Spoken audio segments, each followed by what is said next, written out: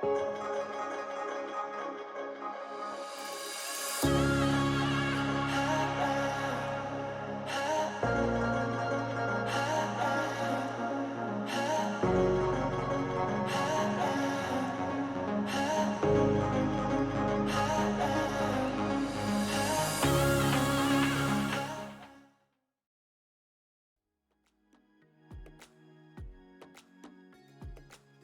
afternoon, everybody, and welcome to another sim broadcast. I'm Peter Butcher, and tonight you're watching the NDR TBO Challenge 2020 Round 4 from Rockingham ISSC Long. In the commentary box with me this evening is Eoin Harmon. Hi, Eoin. Hi, Pete, and welcome along, everybody. Welcome to another fantastic round of the NDR TBO Challenge, as I mentioned, today from Rockingham ISSC Long, the only real-world environment in Live for Speed presently. We're on round 4, which is taking place today on the 15th of November. We are halfway through the championship with only 3 rounds left of the main series. Then there'll be the end of season endurance at Aston North on Sunday the 20th of December. A little bit about the track today. It's a 3.3 kilometre, 2.1 mile circuit. We're running the clear morning weather with low wind, and qualifying will get underway in around about 8 minutes time at 3:30 UTC. Then we'll move on to a 16 lap sprint race at 4 o'clock, followed by a 27 lap feature race at 4:45. Today your race director, as ever, is Jonathan Prevost, and we hope to be joined later in the commentary box by Chris Ford. Last time out we used a slightly more restriction on the XRT, but today we're returning to form with just the 2% air intake restrictor on the XRT. The FXO retains its 6% air intake restrictor, and the RB4 has none. In the driver standings, leading the way with 1,288 points, it's Pauli Peltikangas from Sidus, followed by Nika Pantola and Sean Lee, the top 3. Yoni Gatilla, P4, Isaac Price, P5, Oscar Hardwick, P6, Karolis Motojutis, P7, Daniel Balla in P8, Ayub El Hanouni in P9, Michael Malik, P10, Sandro Chanturia in P11, and Jared Mead in P12. Gabor Giur in P13, Jeremiah Stanella, P14, Jeff and Jacob, P15, David Godge in P16, Magic in P17, Rick Cardle, P18, Timu Soini, P19, Yari Katila, P20, Kaike Propo, P21, Jürgen Weber, P22, Bozidar Velinov in P23, and Prajmek Vodoviarz down in P24. Those are the top 24 drivers in the standings after round number 3.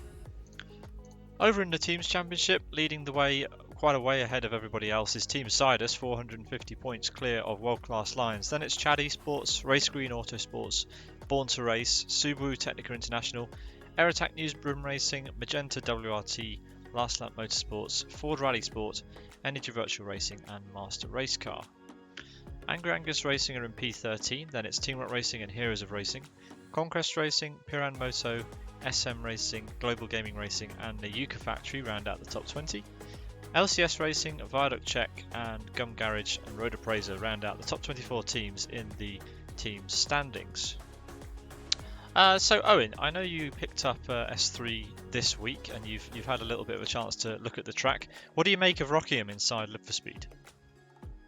Well, the factor of the oval certainly brings something different. We're not used to that, except for Kyoto. But in terms of my brief look at the track, I'm actually looking at different left-hand turns. It's the Kirby double apex left, followed by Gracelands, which is a sweeping left turn. If drivers struggle with understeer or oversteer in either of those corners, there's going to be a lot of trouble, because the steel straight and then the straight before Tarzan will cause a lot of lag, and there'll be positions easily gained or lost through those sections. Yeah, and how do we think the cars are going to fare? We know that certain drivers have been struggling, especially in the FXO and XRT, to kind of be on pace with some of the RB4s here. The RB4 seems to be quite strong around the tight and twisty corners around Rockingham. Yeah, I'd say the balance of the four-wheel drive will lend to our RB4 drivers today, but certainly the power output from the XRT should give them a little bit of a chance to catch up. But it's certainly a hard one to predict. There could be all sorts of carnage if the drivers aren't careful with the tight chicanes and the infield hairpins. Certainly. A little bit of information from the free practice session that just concluded around about 6 minutes ago. Eoin Catilla and Pauli Peltokangas for World Class Lions and Team Sidus in their FXO topped the timesheets. Then it was a flurry of RB4s actually. Adam Brown for Subaru Technica International, Patrick Linker from Born to Race, and Oscar Hardwick from Magenta WRT in their RB4s from P3 down to P5. The top XRT was Sean Lee, the Singapore driver for Aerotac Newsman Racing. He was down in P7, and yeah, so in fact it was XRTs down to the end of the top 10 in practice. So a good spread, but the FXO does look to be just about ahead in qualifying pace, but we will see what happens in the two-shot 20-minute qualifying session that we've got coming up for you in a couple of minutes' time. In terms of the grid, it looks like we have 29 drivers, which is a great size of grid today. We might have a few drivers who've confirmed late joining us later on, but either way, it's a good field once again. It does, however, look like we are missing drivers from Chad Esports currently, so whether we will see them on the grid remains to be seen. So yeah, for those unfamiliar, we will have a two-shot qualifying session, which means the drivers will have to line up at the end of the pit lane and wait to go out, and they'll be able to leave the pit lane a maximum of 2 times. They will then have to set either 2 flying laps on the bounce or 1 flying lap, head back to pits, and then go out and do another lap. Anyway, the drivers, I believe, Eoin, are making their way down to the end of pit lane as the qualifying session has now started. Yeah, that's certainly right, Pete. It's a long enough lap here, so I'd say the drivers want 1 banker to get installed into their timesheets, and they might go for a last-minute run. That'd be my bet, anyway. Well, let's see what the drivers decide to do in this first session.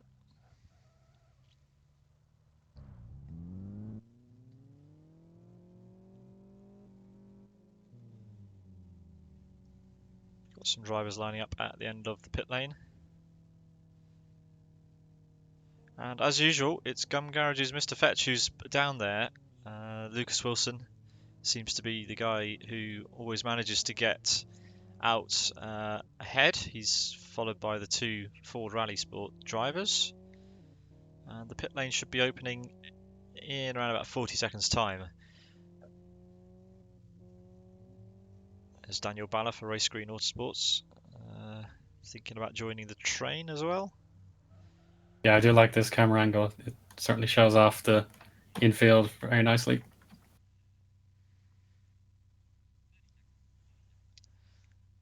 Yeah, Elmo, our cameraman, has gone crazy this week, matching up all the camera angles to real-world BTCC footage when they used to race at Rockingham, back when it was a serviceable racetrack. So we've got plenty of kind of replica cameras on offer today from footage you may or may not have seen from the British Touring Car Championship.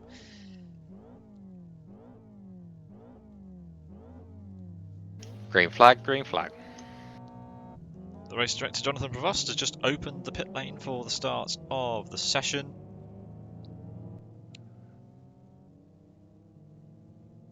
So we've got some cars already heading out for their first flying lap.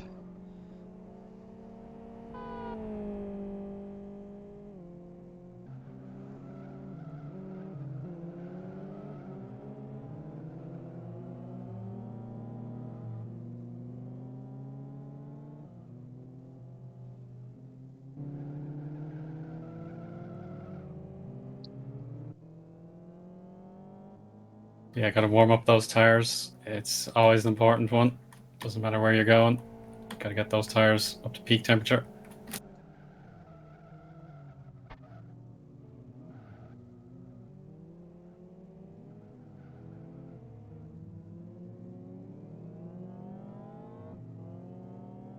Oh, we have a spinner. Magic has gone backwards in the middle part of the lap, but thankfully Giorsetti didn't make contact. But they're able to carry on as normal. Yeah, hopefully we end up with everyone managing to get in their 2-time laps. We're using the ISSC Long combination, so we end up with a couple of extra corners than normal. I'm over 2 laps, I think. I think some of these drivers are going to end up doing 2 laps on the bounce because they have to keep the temperature in the tyres. Let's see how they go. As the first cars now are heading over start-finish to begin their timed laps. Mr. Fetch goes across start-finish, followed by the Ford Rally Esports team. So should start seeing some times coming onto the board very soon.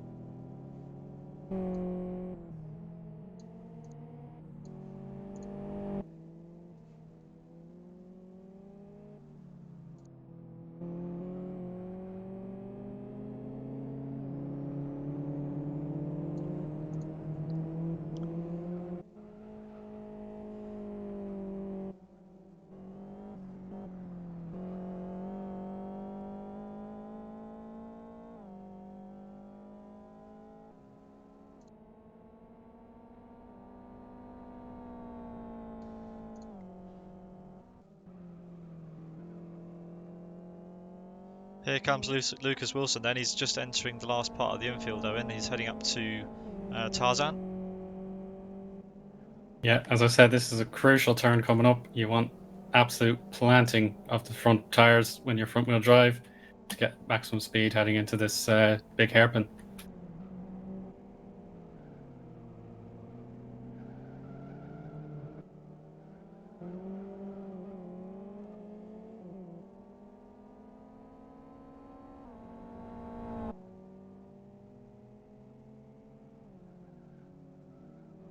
Final chicane out onto oval turn 4. And the first time of the session will come in any second now. Lucas Wilson does a 1:43.05, and he aborts his run straight away, so he's going out for another timed lap straight after that. João Paulo was the second car across the line. Yeah, he's currently P4 at the moment, and it looks like he's going for another attempt straight away. Gajetti, the other Ford Rally Sport car, goes P2 behind Radek Lutzky for Viaduct Czech Racing. Yeah, first time under 1:40. Good job. Yeah, Gajetti going for another run as well, but Lutzky has aborted and will do another timed run later on in the session. Sam Winton, first RB4, 1:42.2. He's also returned to pit lane and will do another run later. Looks like Jared Mead's going for 2 runs on the bounce. He's currently P3. He's got a bit of clear track ahead. He's got a Sidus car just heading around the corner ahead of him, but yeah, it should be an unimpeded second flying lap for Jared Mead as the Sidus car does move out of the way. Yeah, good job.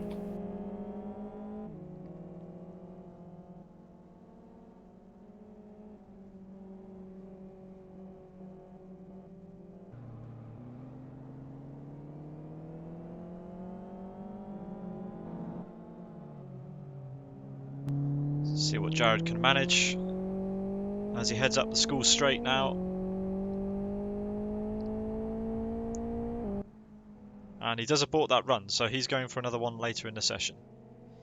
Wasn't happy with how that lap was going together, and you're allowed to leave the pits twice, so aborting partway around your second flying lap is absolutely fine.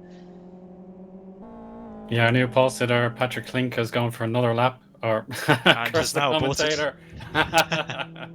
Whoops. I was looking forward to talking about him, but never mind. Carolus Mosijutis is on a hot lap now. Took a very slow out lap and is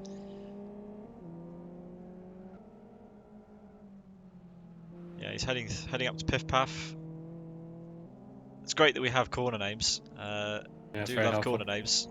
Real life tracks. So useful. Down to Kirby now. And then on to Steel Straight. It seems so novel commentating on a race at Rockingham when you've watched BTCC for years and get used to the track in the corners from that. And it hasn't been run there for a number of years now, and here we are back here, which is great. Down to Yeah, Tarzan. blast to the past. Yari Catella goes P5. I've just seen there. Yeah, so It's he respectful. led the times in practice, so he won't be happy with that. He's some way off the pace actually. I wonder if he can improve from there. You'd think so. As Carolis comes around the final corner, we expect this to be quite a good lap from the Last Lap Motorsports driver.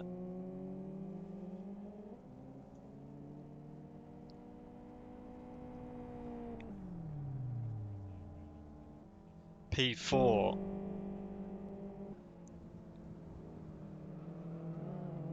Sorry, yes, it was Yoni Katilla who was topping the timesheets, not Yari Katilla. My mistake, Owen. No problem. So Yari down in P6.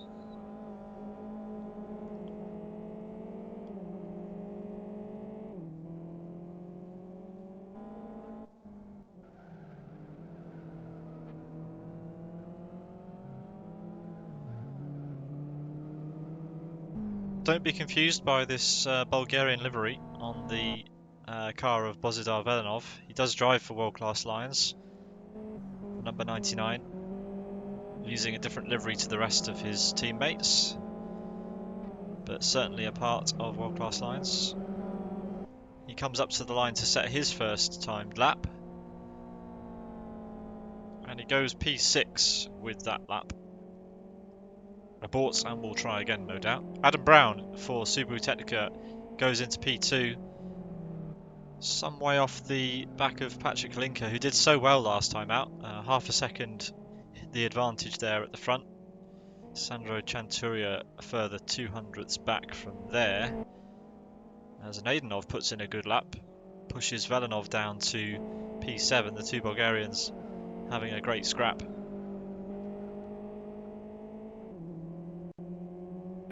Adam Brown has pitted straight away, so we'll see him later. But another RB4 that we should keep an eye out on later is Oscar Hardwick. He's just started his first hot lap, and we'll see if he can deliver his ultimate pace.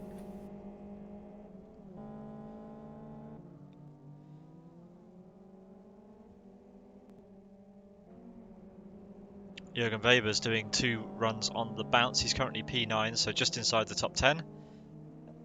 Let's see if he can get any further up the grid. He's currently 1.12 seconds off of Patrick Linker's provisional pole time. As Daniel Balla pushes Jürgen down to P10 there.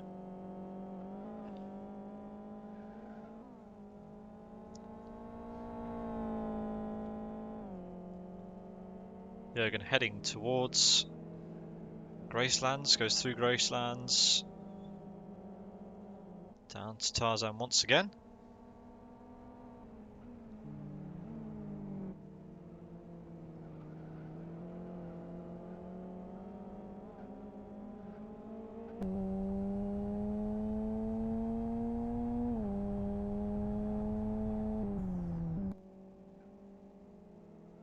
Loving these cameras, honestly. Yeah, it really adds to the experience. Out of the final corner.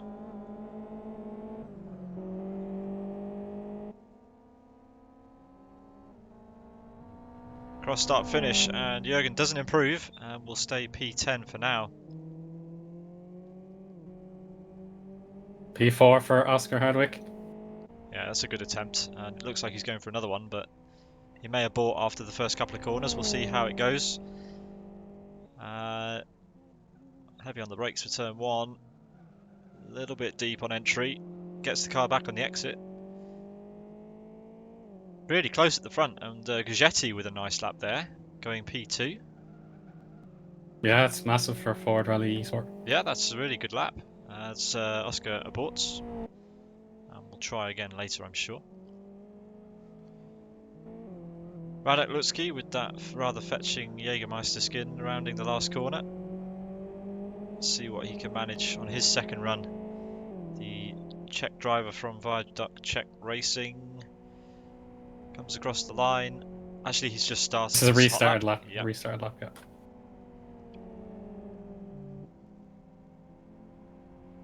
Nico Pantola goes 6th. Yeah, that was his first run. So again, he's leaving his second run till quite a bit Okay. later, I think. Yeah. Yeah. But I'm sure he'd want to be higher. I think this will be the. I can't remember what, the order of qualifying between him and Adam last time out. Not sure whether Oscar out-qualified Adam last time. Teammates, of course. Yeah, I have to recall that one, unfortunately. It's only a week, but it goes by so fast.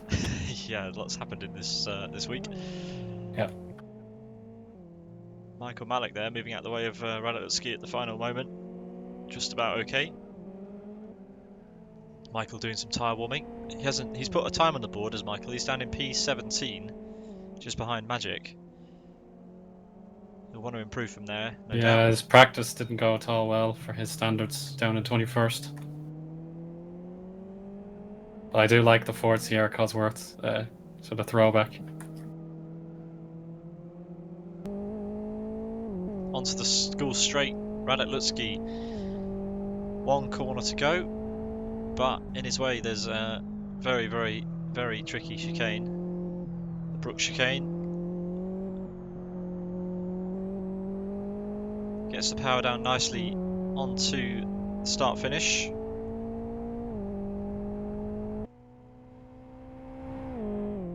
No improvement for Radecki on that attempt, as Michael Malik starts his final timed lap. Yeah, like you said, Owen, his practice didn't go too well, but let's see what he can manage on this lap. It's not good. Turn 1's gone wrong. He's got the car back for the second part of the first corner, but yeah, that wasn't smooth at all. Yeah, it's a nightmare scenario. Dean Hairpin. Eoin Catilla Got to get that one right. takes over pole. Some half a Audi second Pelticangas faster. will be close behind.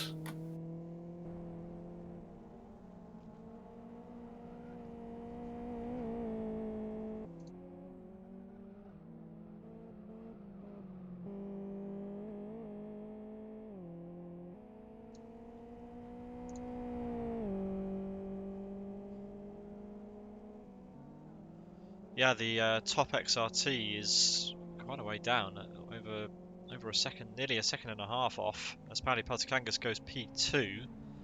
That's a gap of 36 hundredths between Eoin and Pauli. It's basically the way it went in practice. Yeah, certainly class is permanent. Both have a lap left. Here comes Michael Malik then to finish his second run, P19 currently. Start of the lap didn't look too great, middle sector looked okay. Let's see how his final sector goes. Short run to the start finish line. And no improvement for Michael Malik. That's a shame.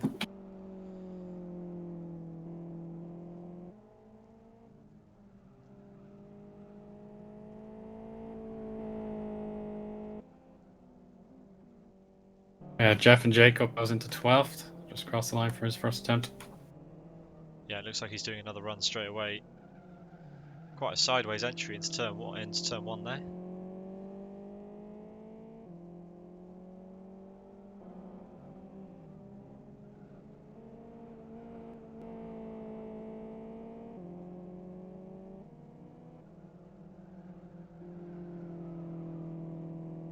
Yeah, a bit of oversteer again. Oh, no way. Held onto the two wheels off the sausage curb. Fantastic car control. Will harm his qualifying time. Yeah, that'll have to be aborted, I'd say. That'll have to be aborted. He's going to abort. He's going to go for one more run. Pauli Pelticangas then is still in the pit lane, but Eoin Catilla is leaving for his final attempt. Exits onto... Well, he's just trying to find a gap as he enters onto the oval. Our current provisional pole sitter from Finland, driving for world-class lines.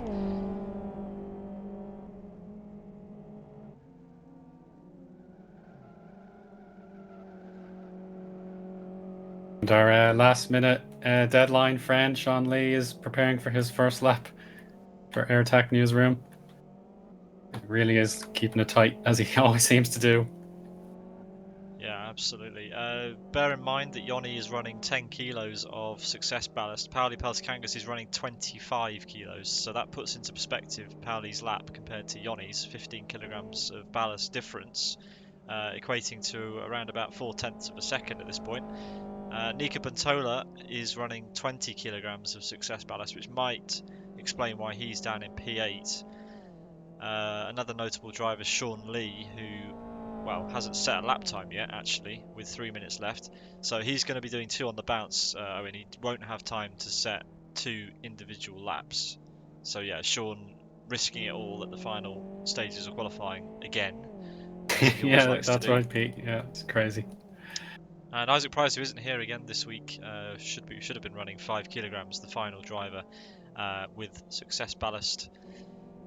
So only 4 of the top 5 are in attendance today, and we'll be running the success ballast from 25 down to 10 kilograms. Eoin Catilla with 10 kilos exits the final corner. Can he open up his advantage on this run?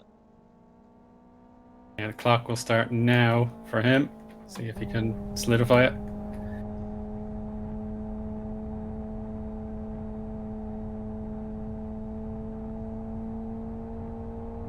Yeah, if he breaks into the 137s, that'll be absolutely phenomenal. Wow, brilliant turn 1, absolutely perfect on the brakes, left nothing to spare. Heading down to Yentwood. This is really tricky in the FXO, especially if you put the power down too early and run wide. That grass is very unforgiving. Uses all the AstroTurf perfectly. Trick here is to avoid that sausage curb because it ruins your next sector, but he's done that perfectly as well. One more sausage curb to avoid. Clips it slightly, but that won't matter. Takes a chunk of grass on the right there. Tricky braking zone, off camber down into this double left-hander, and then off onto the steel straight. Glacialands is always tricky. It's off camber and blinds, and you can't really see where the exit is until you're here, and then you'll know how much speed you're carrying, and then you can use all the runoff on the exit as we head into Tarzan, this 180-degree right-hander before the school straight. Rockingham is my favourite environment in Need for Speed, just because of how photorealistic it looks when you're driving. But it's also a great track in the turbo cars in Need for Speed. Touring cars, this is a touring car track, as well as an old single-seater and European NASCAR track. The oval, of course. And Eoin Catilla does improve, by a tiny margin, but enough probably to secure him that pole position. Pauli Peltikangas looks like the only other driver who might be able to scupper those plans, potentially. Bit of a wild turn 1 there for Pauli. Now 4/10 off pole. Let's see what he can manage on his final run.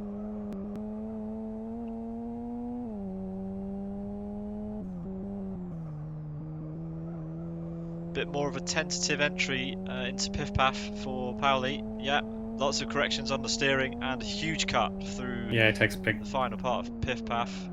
Down into Kirby, slide on the rear. It's looking a bit more ragged, isn't it? But we never know with these guys. This might be fast. I'll have to wait and see. Up to Gracelands. Session is over. So Sean Lee, if he's not on a lap now, then he will get another attempt. But yeah, 7th so far. The top XRT, look at the gap between the top XRT and the front.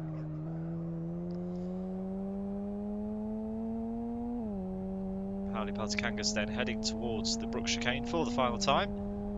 Let's see if he can get anywhere near Eoin's pole time with that extra ballast that he's running at the moment. A little bit of a clip on the final part of the chicane. Takes a very, very, very tight line. That's an unusual line as he runs down to the line then. Doesn't improve. Where's Sean Lee? Sean Lee's not on a lap. He's spectated. Yeah, he's done 1 lap and that was it. Car 27 is the final car on a lap. That's Jeff and Jacob for Race Green. Only 1 corner left for him. Currently P15. 1.5 seconds off of the pole time, and around about 8/10 off the top RB4, which is Patrick Linker right now. Here comes Jeff in.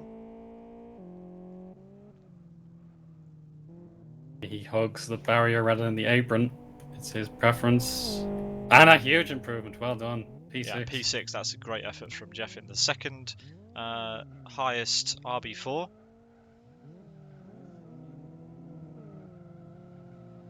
And that concludes a very, very cool qualifying session here. Mixed bag, I think, is safe to say. The top two maybe not that surprising, but a really nice performance there from Gagetti, I have to say. P4 for him, that's standout for me. Gabor P5. Patrick Linker up there as well in P3. He did well last time out in his RB4, especially in qualifying. So great to see him back up there. Jeff and Jacob P6 with that final great run, pipping Adam Brown by 1/10 of a second. Adam's in P7. Sean Lee not able to get 2 runs in, I don't think, in qualifying. Only had to settle for the 1 run. He's 99 hundredths off of Jari Katila, the top XRT, in P8. Then it's Oscar Hardwick in P9, Sandro Chanturia P10, Nika Pantola P11, Jari Katila P12, Bozidar Velenov in P13, Karis Motojutis P14, Daniel Balla P15, Radek Lutsky P16, Nadenov in P17. Then it's Timu Soini, Jürgen Weber and Jared Mead rounding out the top 20. Then we've got Magic, Fonseca, Tressida, Sakis, Winton, Wilson and João Paulo rounding out the 28 drivers who have qualified for round 4 of the New Dimension Racing TBO Challenge.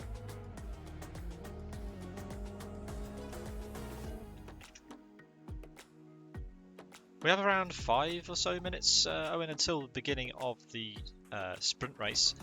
And yeah, we wait in anticipation for that. Let's bring everyone up to date with where all the drivers stand in the standings at the moment. In the driver standings, leading the way with 1,288 points, it's Pauli Peltikangas for Sidus. Then in P2, it's Nika Pantola, 144 points shy in P2. Then Sean Lee in P3, Joni Katila P4, Isaac Price in P5, Oscar Hardwick P6, Karolis Motojutis P7, Daniel Balla P8, Ayubel Hanouni P9, Michael Malek P10, Sandro Chanturia P11 and Jared Mead in P12. Gabor Gyur for Sidus in P13, Jeremiah Sinella for Ford Rally Esport in P14, Jeff and Jacob for Race Green P15, David Godge for TRR in P16, Magic for Race Green in P17, then Rick Cardle for Sidus P18, Timu Soini for World Class Lions in P19, followed by his teammate Jari Katila in P20, Kaike Paroppo for Energy Virtual Racing P21, Jürgen Weber for Heroes of Racing P22, Bozidar Velenov for World Class Lions in P23, and Premek Vadoviarts, who's driving for Conquest Racing, is P24. Looking over to the the team standings, we have Team Sidus leading the way by 450 points, clear of World Class Lines. Then it's Chad Esports, and it looks like they're going to drop further down the order this week, as there are no drivers representing that team present today. Race Green Autosports P4, they'll be looking to make the most of the Chad Esports their absence today. Yeah, that's the word I was looking for. Thanks, Owen. Born to Race P5, Subaru Technica International P6, Aerotech Newsman Racing P7, Magenta WRT P8, Last Lap Motorsports P9, Ford Rally Sport P10, and Ninja Virtual Racing P11 and Master Race Car P12. Angry Angus Racing in P13, then it's Team Rock Racing and Heroes Racing in P14 and 15, Conquest Racing P16, Piran Moto P17, SM Racing P18, Global Gaming Racing are in P19, and Nayuka Factory round out the top 20. LCS Racing, Viaduct Check and Gum Garage, followed by Road Appraiser, round out the top 24 in the team standings in the TBO Challenge. So Owen, we've got, how long we got? 5 minutes before the start of the sprint race, where the drivers will have to do one rolling outlap, followed by a standing start for the start of the, before the start of that race. Of course, the second race will be a partially reversed grid 27 lap feature race beginning at 4:45. And yeah, the sprint race 16 laps around the tricky circuit. How do we think the the 3 cars are going to cope with their tyres around this one. I think it's going to be tricky for all 3 of them, it has to be said. Yeah, I'd say the right-hand side tyres we worked a bit harder heading into the banking of the oval. So when it comes to the right-hand turns, you want to keep the left-siders warm. It could be a challenge. Certainly the FXO with the front-wheel drive could have a slight issue warming up its rear left. But qualifying didn't seem to prove any issue. And then the opposite is true for wheel-wheel drive X or T. That could certainly oversteer in the banking or even the hairpins.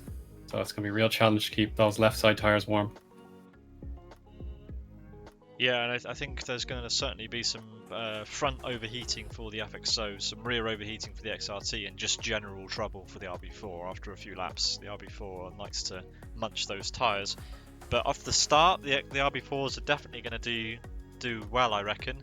As we thunder down to turn 1, the XRTs the RB4s who finished high up in the session, probably going to be challenging for the lead into turn 1. I mean, it's a huge run down to turn 1 on this oval.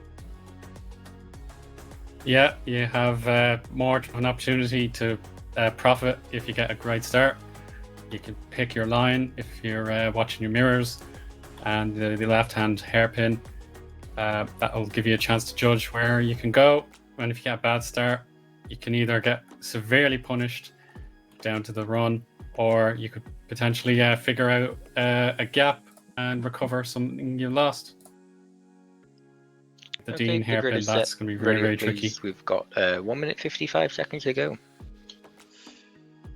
There you heard the race director saying that the grid is ready, and we have about a minute left before the start of race number 1. Although we may now have a delay as we've lost a driver. No, we're good. We're good, I think. Rejoined quickly.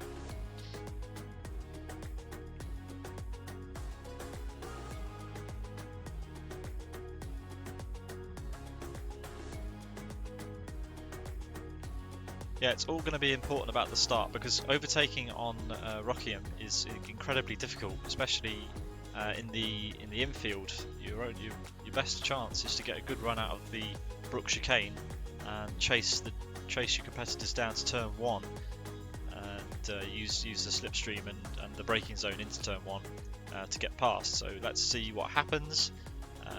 I cannot wait for this. This is really exciting. It's like touring cars at Rockingham all over again.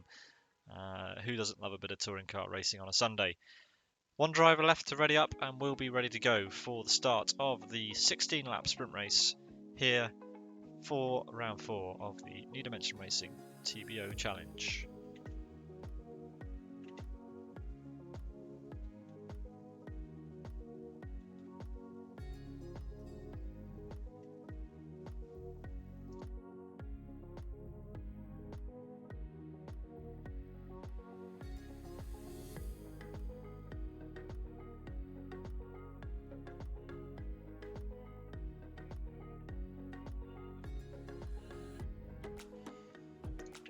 Here we go then. The drivers are joining the grid, and I'll hand you over to Eoin Harmon for the start of this race.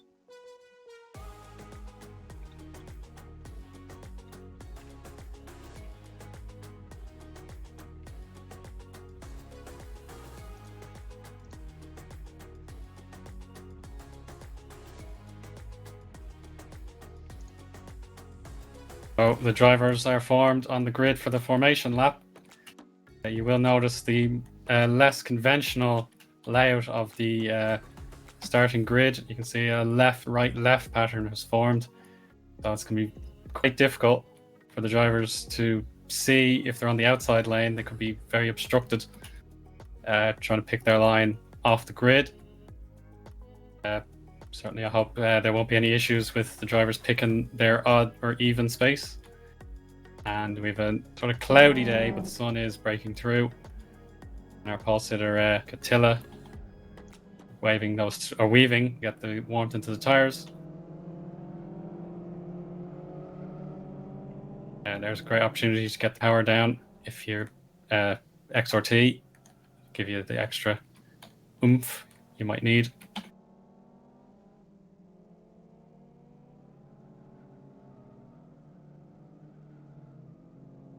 The one is rounded off with these two 90-degree right-hand turns. They are called Yentwood and Chapman Curve. Eoin Katilla's doing quite a quick outlap here. He's going to be spending quite a lot of time sat on the grid if he carries on like this. Yeah, that's right, actually. But now he's going to go for a big weave here. And Pelt Kangas just has to watch, heading into Gracelands. Another opportunity for peril or profit. It can go very badly wrong if you're not careful. And Giorsetti does go off the track. Yeah, and he's spun, hasn't he? Oh, almost. I think he held it in the grass, but that's just delayed everyone behind him. Yeah, now Yoni's started to slow down now. Yeah, that's okay. Yeah, Giorsetti didn't even feature in our top 25 or so drivers in the classifications. So it goes to show how critical this is for his belief. And he got massive hollow points for himself and Ford Rally Sport. Yeah, great qualifying session for his FXO. And let's hope that the drivers can get their grid positions right. We're using an alternative grid start for this race, touring car-esque. So let's see whether the drivers can get themselves lined up properly. Eoin Katilla pulls into space.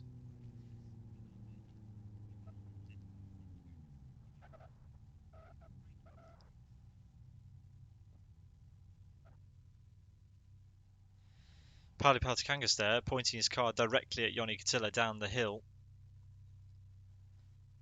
Yeah, that's an offensive move. You won't be worried about defense, I don't think.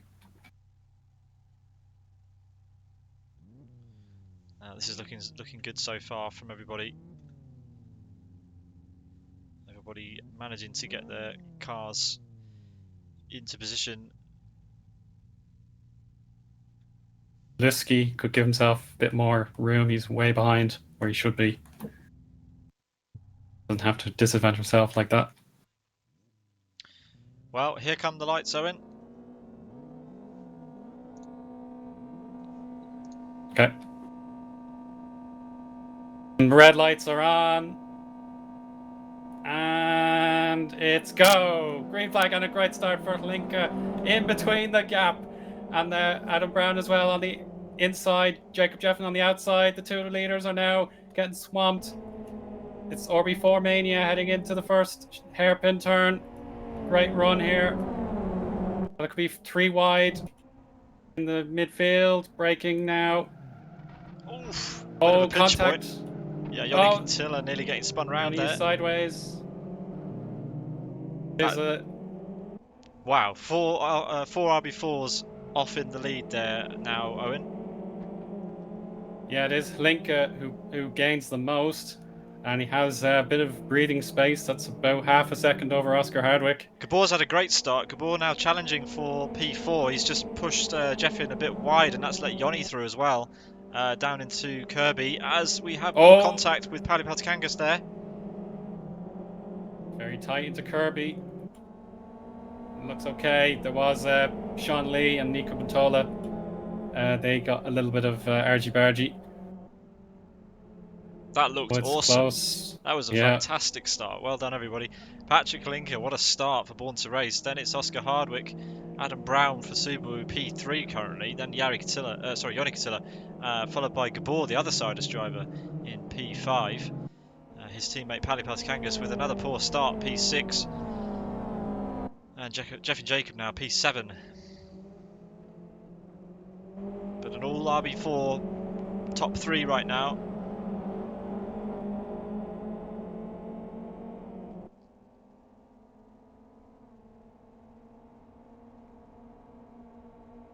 And interesting for the championship, Gabor Gior is ahead of his teammate for Team Sidus, but we'll see how long that lasts if the championship is being calculated now. Well, we are over halfway through now. This is the halfway point of the season. And Gjord does go wide. Yeah, that's Yeah. a bit of a prediction there. Nice and clean.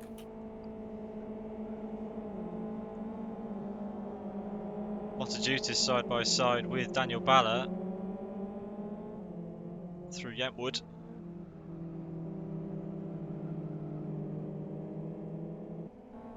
And it looks like Fonseca's lost a whole ton of places in his XRT on that opening, on the beginning of lap 2. But Hlinka out front, he's opened up a heck of a gap to Oscar Hardwick. Adam now under pressure from Eoin Katila.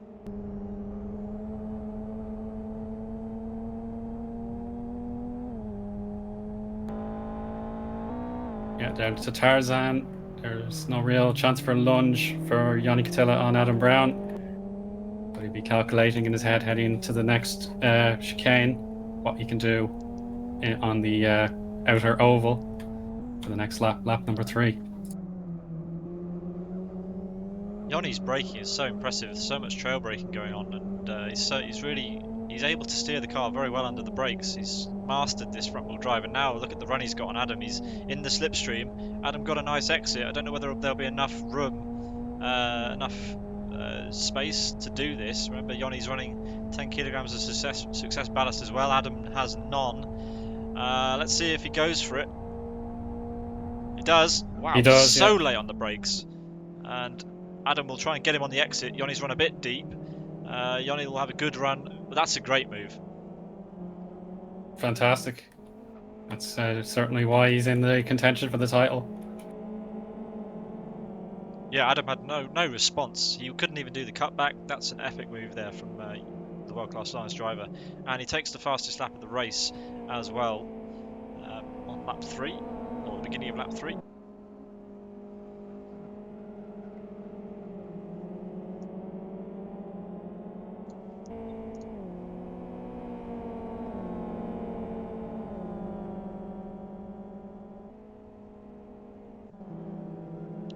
It's getting close down the order. Michael Malek's leading a bit of a train. He's got Jari Katila, Radek Lutsky, Jared Mead and Jay Tressida behind him.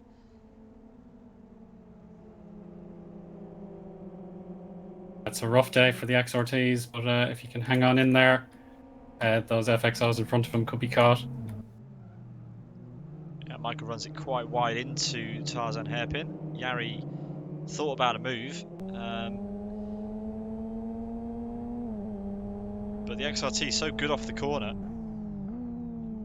Let's see what Jari can manage through the chicane. Michael quite wide on entry, a little bit compromised on exit, and Jari's going to have a great run if he can get the power down, which he can. Michael slightly sideways, but now the power of that XRT on the straight with less restriction in the FXO should be able to open up a bit of a gap. And Jari won't be able to make any sort of move into turn 1 unless he's feeling brave. Let's see if he goes for it. Now he's backing off already. Yeah, Radek Lutsky lost out on the transition from the infield to the oval. His oversteer cost him about 3 or 4 tenths. So I'd say Jari can concentrate now on gaining P16. Sandro Chanturia choosing a different livery this week. He was running a very green livery last week. He's currently battling. Oh, what's going on there? We've got a car off. That's one of the Ford Rally Sport cars. It's not Goggetti, is it? It is Goggetti. That's such a shame. That's After such awful. a good start, he's fallen down the order quite considerably. He's dropped down behind Radek Lutsky, so that's probably P20 now. It sounded like he was on 2 wheels as there's contact with Jared Mead. Further contact. Oh no. Yeah, you've got to back out in those situations. Unfortunately, you can't take out a competitor. Well, it's going to be 3 wide into Tarzan, and Goggetti squeezed Jurgen into Tressida there. Goggetti not wanting to give up any more places, but driving a little bit ragged at the moment. And it's going to be tight down to the Brook chicane. Those 3 going at it. More contact between Jurgen and Goggetti. Weber's going to hit. Magic. I have to say, Tressida was smart. He braked the earliest and realized something was going to happen, so he actually gains on Weber. So he had a safety first approach and he gained from it. Yeah, it's all going off down the order. Meanwhile, up front, Patrick Linker has a heck of a gap over Oscar Hardwick, who's just been overtaken by Eoin down into Yentwood. Great move again from Eoin Katilla, making up another place ahead of those 2 RB4s who mugged him. Well, 3 RB4s he's mugged him at the start of the race, and only 1 to go as he starts lap 5. It is an enormous gap to make up in this sprint race. It's about 4.5 seconds. To do the exact math, it's looking very, very formidable. Yeah, but I mean, Eoin was quite a way down. He had 4 RB4s ahead of him, and he managed to be side by side with Nico Pantola. No, I think it was Jeff and Jacob, wasn't it? Yes. And Nico's managed to get up to P7. He's got 2 FXOs of Pauli Peltikangas and Gabor ahead of him. But yeah, Eoin's looking strong, and he's already opened up quite a margin over Oscar on this lap, so I don't see much of a problem with Eoin catching the back of Patrick Linker. And I think we've lost Daniel Balla from the race. The race Correct. screen driver timed out from the server. He timed out on the grid, but was able to rejoin just in time to start the race. But yeah, his internet has let go, and unfortunately we've lost the race screen driver. Down to turn 1 we go again, and you can see how strong Eoin is on the brakes. Oscar running a bit wide there and giving yet more time to Eoin. Adam Brown then closing in behind. He'll certainly get his championship back on track if he can get a podium here for Subaru. Yeah, it'll be on his mind, and something else that'll be on his mind is those pink cars that are catching him from behind. Pauli Peltikangas really could do with a podium himself for his championship credentials. Yeah, he's not had much luck from the front row in this championship so far, mainly because he's had RB4s or XRTs around him, which are just better from a standing start. But yeah, he's looking all over the back of Adam, and Oscar runs very wide. It won't matter because the exit was good, but still a compromised entry. And it's getting feisty for the last place on the podium.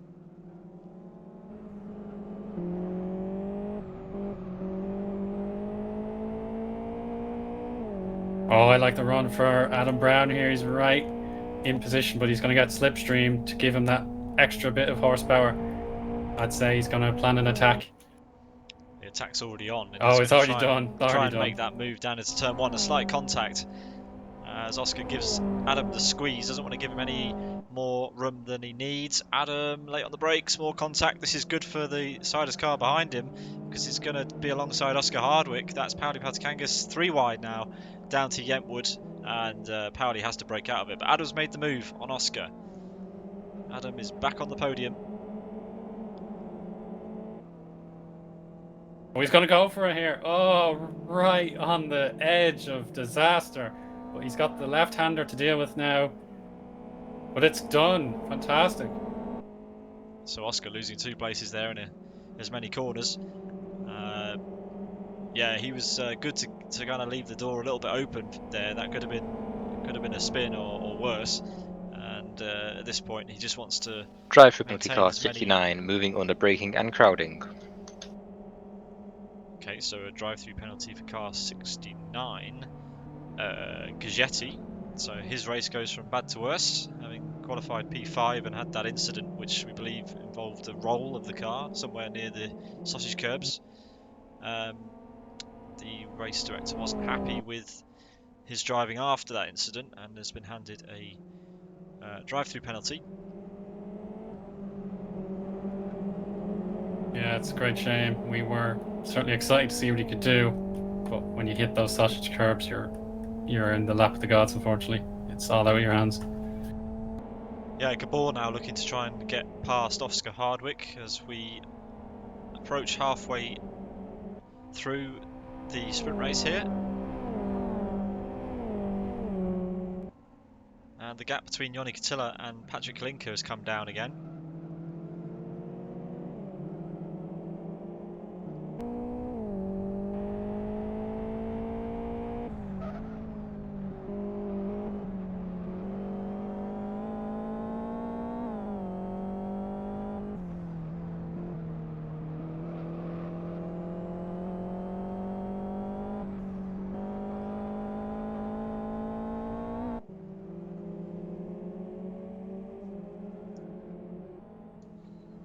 So now down in the midfield, we've got Lusky and Michael Malik battling for position again. Jared Mead is right in the pipeline for an overtake if something goes amiss. And now heading into the Kirby double apex. It's a bit of a bad exit for Lusky, unfortunately, and that's going to give Mead a chance now, just heading towards Tarzan chicane in a few moments. Should be okay. That's a little bit of a tank slapper, but that's okay. Jürgen Weber just made up a those place on drivers Magic. just half a second between each other. Yeah, it's close from P16 downwards, this little group here. Tressida now under pressure from Weber. Weber having made that move around Gracelands on Magic. But look at the gap between Eoin Catilla as we head on to lap 9, halfway through. And it's under a second, well under a second. There's no gap now. Eoin is so strong on the brakes into turn 1.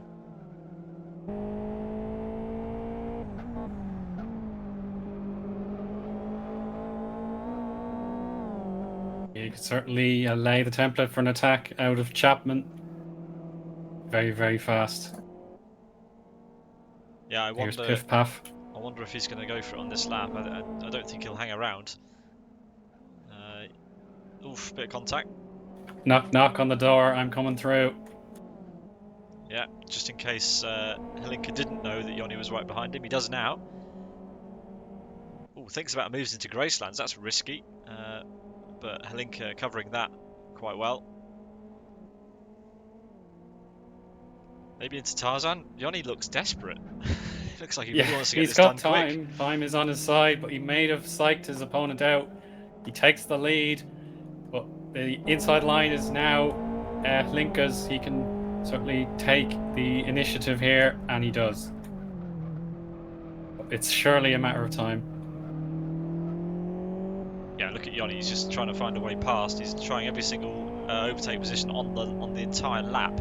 But now he's got the whole oval, and yeah, this has been a great run for Helinka in P1, but I think it's about to come to an end. But still a really strong drive from the Born to Race driver. But here comes World-Class Lines, Eoin Catilla.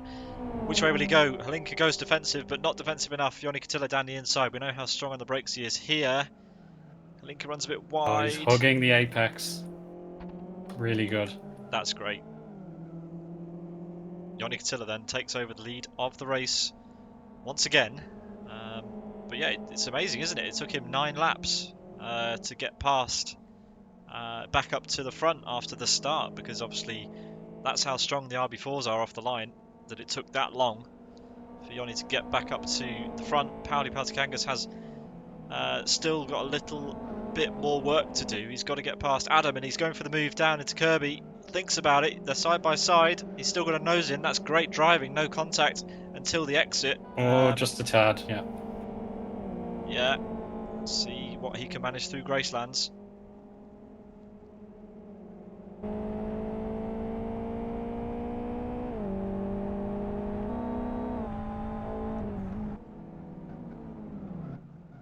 Pauli thought about it on the brakes, but didn't go for it.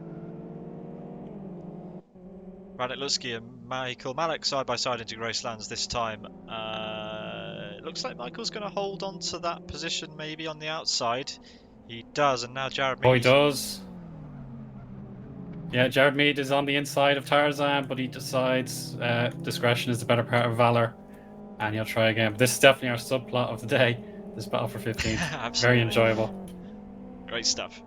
Right, let's see if Pauli Paltakangas can be anywhere near Adam. Adam's final corner out of Brook Chicane is really, really strong.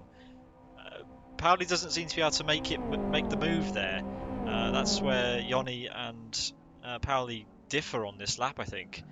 And that's probably how the gap has opened up so much. Adam, we know, is a very, very good defensive, very strong defensive driver. But Pauli needs to hug the back of that car through the Brook Chicane and get the best run into turn 1, because I think that's the only real overtaking position on an RB4 round here, judging by how well that car exits the corner. Sector 1 definitely favours the RB4. Now the infield heading into Kirby. That should be where Kangas can gain. It's a matter of the next left-hander before Tarzan, the Gracelands.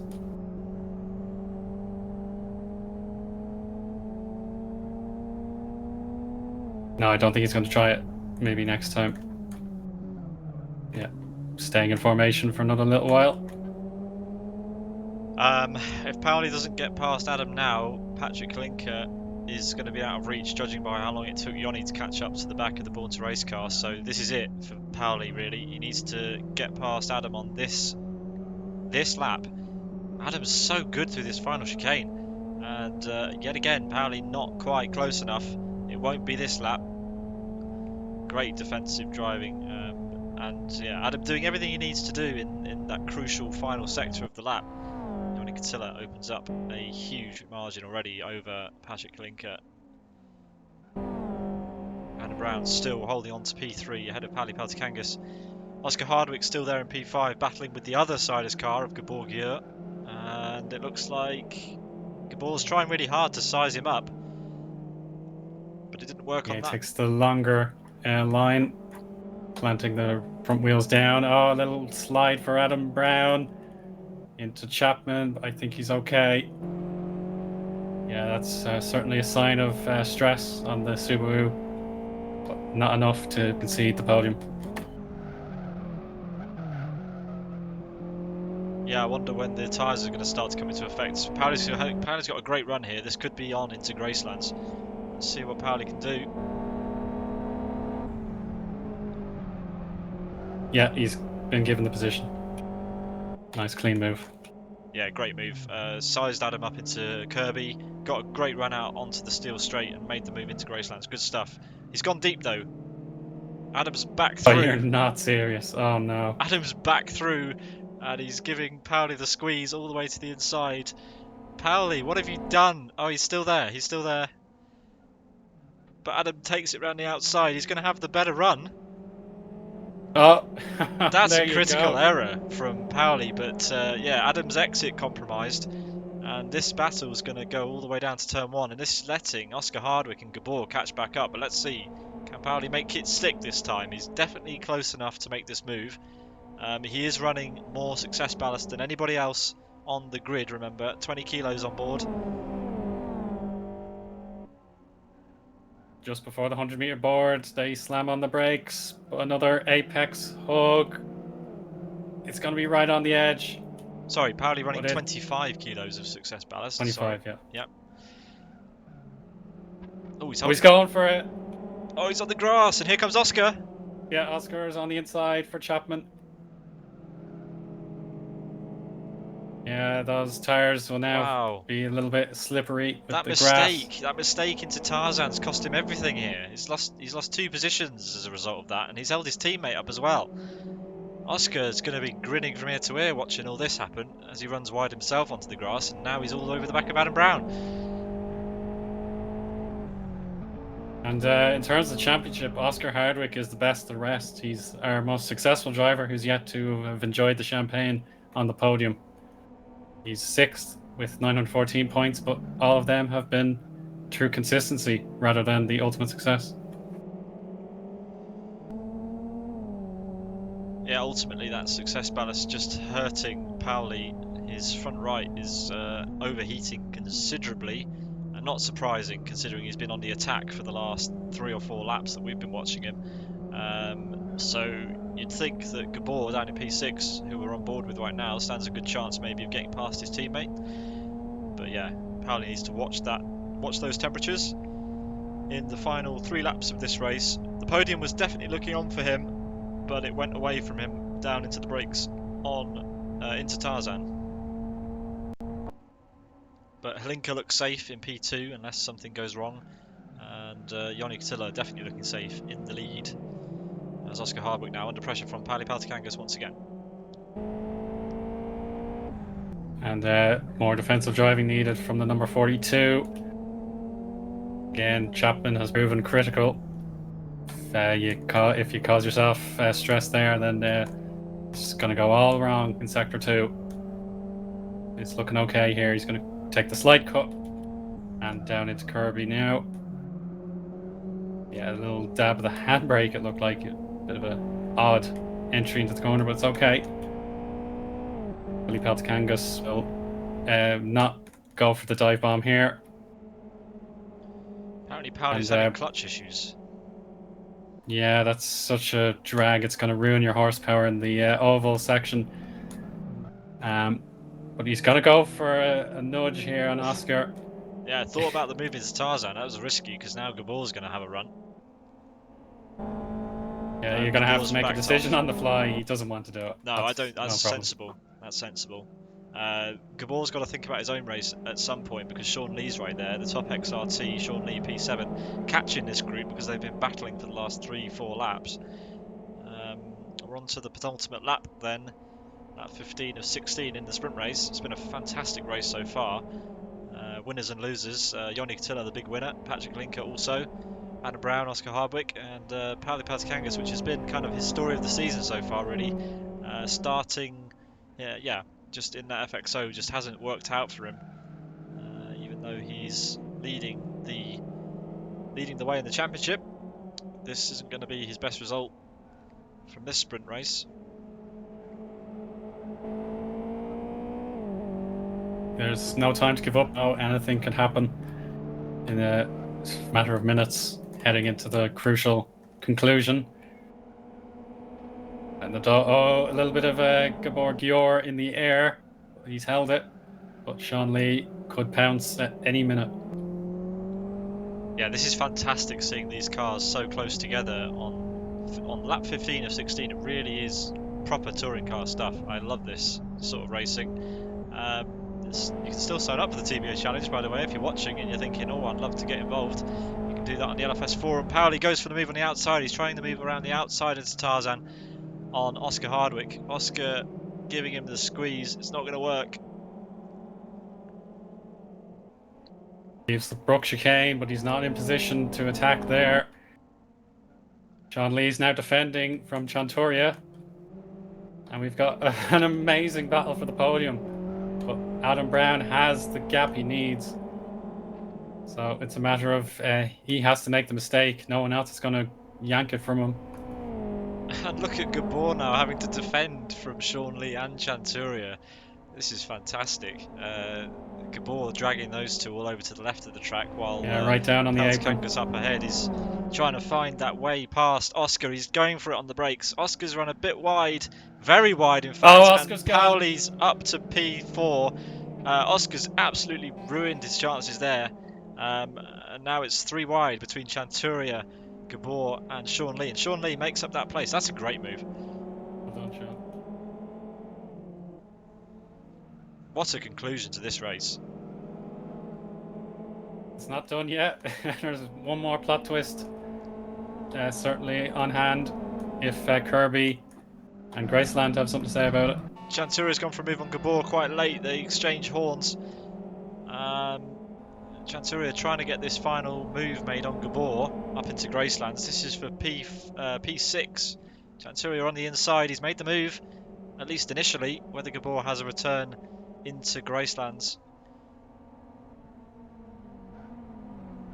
Now he's going to go for it. Yes, there's a gap. Yeah, they left room. That's good. It's going to be side by side up to Brook.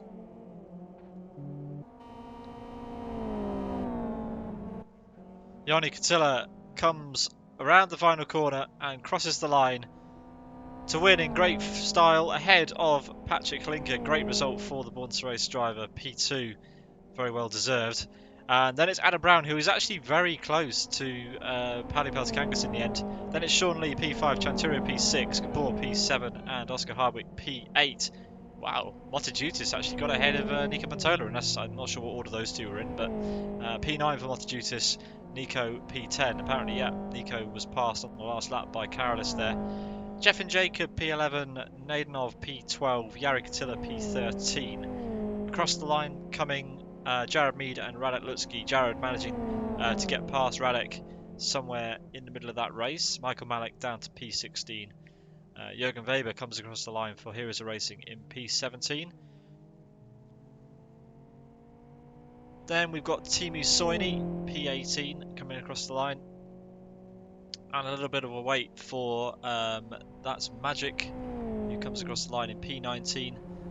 And a very damaged Fonseca. The front of that car has definitely seen better days.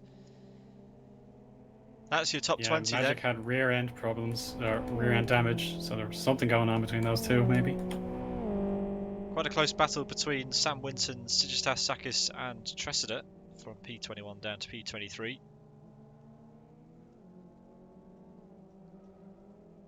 There is a bit of Paolo just lunges defend against Lucas Wilson. How Paolo?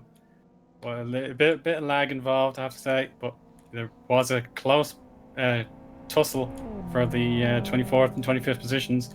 But how Paolo does get ahead. So that rounds out the top 20, well, the 25 finishers in race number 1 as Eoin Catilla comes to the line to take his position on the podium ahead of Born to Race's Patrick Linker. Great race from both of those. And Adam Brown is P3, and we'll hopefully remember which side P3 goes. Come on, Adam. Oh, Adam. Anyway, there we go. No, he's remembered now.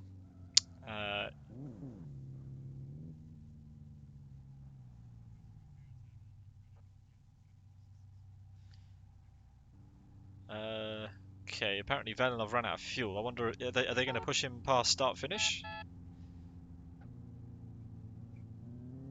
We will see. Anyway, congratulations to the podium in race 1. Velinov has been pushed into the pit lane, so he will be classified in the race results, but will not finish the race on your screen. That was exciting, Eoin, and I'm sure you're looking forward to race number 2 as much as I am. We'll get confirmation of the reverse grid scenario in just a few moments' time, and we'll be able to let you know who will start on pole position for race number 2 of round 4 of the New Dimension Racing TBO Challenge.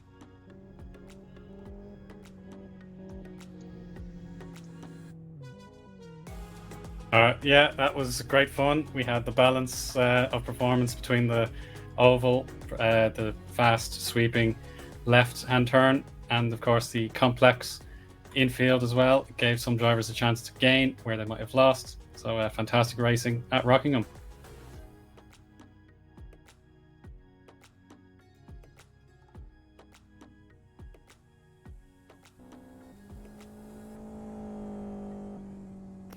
Hello.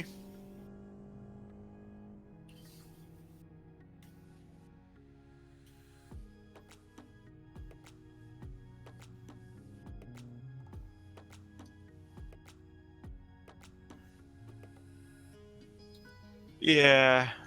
Well, coming into this race, I wasn't 100% prepared. But I was feeling quite good.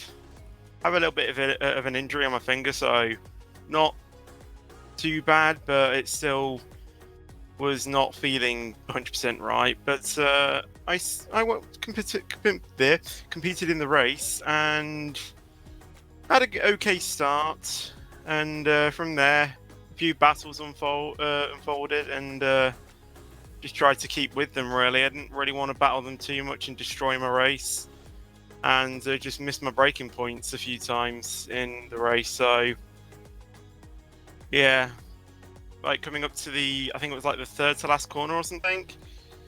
Got one of my wheels onto the grass and just skidded out, and I just lost loads of time there, and then just kept going, and then the final lap, the battle with me and the number 5 going into that last corner, I gotta say well done to him, fair play, because I don't know how he made that move, but he did it perfectly, so well done to him for that. I just saw the outcome of it more than the actual move. It was perhaps into Tarzan. He must have got it done. And then in the final chicane, I think he was defending as best he could. So unfortunately, Lucas, I didn't quite catch it, but I was certainly following you heading down to the start finish. So fair play to you both, hanging on in there. Yeah, thanks for that, Lucas. Apologies for those viewing for the lack of questions from my side. But yeah, No problem. so race 2, we hear that the top 9 are going to be reversed, but you're going to be starting down the order. How do you feel race 2 is going to go? Obviously, you've built up a bit of experience at the beginning, during this race. So how do you think race 2 is going to go for you? I think I'm just going to go within a mindset of not try and get put up in many battles like before, and just trying to keep it on the track. Try and brake a bit more earlier going into the corners that I was messing up a little bit during race 1, and just trying to keep it in the best position I can. I think on the start I'd have a pretty good okay getaway because I did in the first race, but not 100% sure on how it is exactly going to pan out, but that's my hope anyway. Well, we'll hope to have a chat with you at the end of race 2, when hopefully you have a better time and can make up a few positions off the start maybe. And yeah, we'll chat to you then. So best of luck in race 2, Lucas. Thank you. Lucas Wilson there for Gum Garage. So yes, as I mentioned during that interview, race 2 will see the top 9 cars reversed. By my calculations, that will put I had it 2 seconds ago. Where did I put it?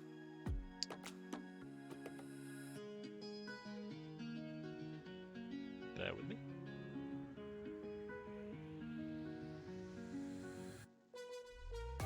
Yes, that will put Carolus Motodutis on pole position, so he'll have another race where he starts very close to the front.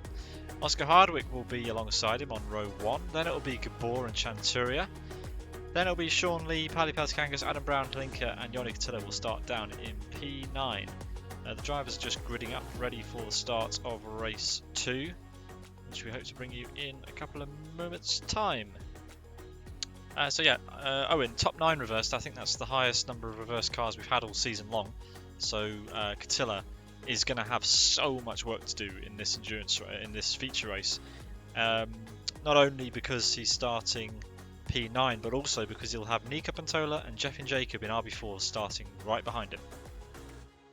Yeah, that's certainly right. He's got his work cut out, but he's certainly the man to do it. You just have to keep his head down and focus on what he needs to do. It took him 9 laps to get past, to get back up to the front of that race. So I think we can expect a similar amount of time for him to maybe get back up to his start position. Maybe slightly less time because there's fewer RB4s behind him. But it's going to be a really difficult start. Obviously, he'll have some other cars around him that will be slower starting as well. Namely, he'll have Paddy Peltikangas starting just ahead of him. 2 RB4s which will disappear. Patrick Linger and Adam Brown probably will disappear straight away from Cotillo and leave him with a little bit of room to play with.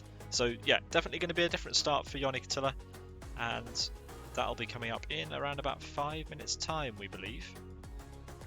Which gives us just enough time to talk to you about what's coming up on Sim Broadcasts over the next few weeks. Let's talk first about the MRC BF1 League. That's coming up for a 5-round series starting on Sunday the 22nd of November, which is next week. So if you want to sign up for that series, now is the time to do it. 5 rounds streamed live here in full by simbroadcasts.tv, and that runs all the way through until January of 2021. Also from MRC and in collaboration with New Dimension Racing, we are going to bring you the E-Challenge on the 12th of December. Sign-ups for that are on the LFS forum at that link. I'm sure someone will post that in the Twitch chat. If you want to sign up for that, then here's the trailer for the MRC E-Challenge.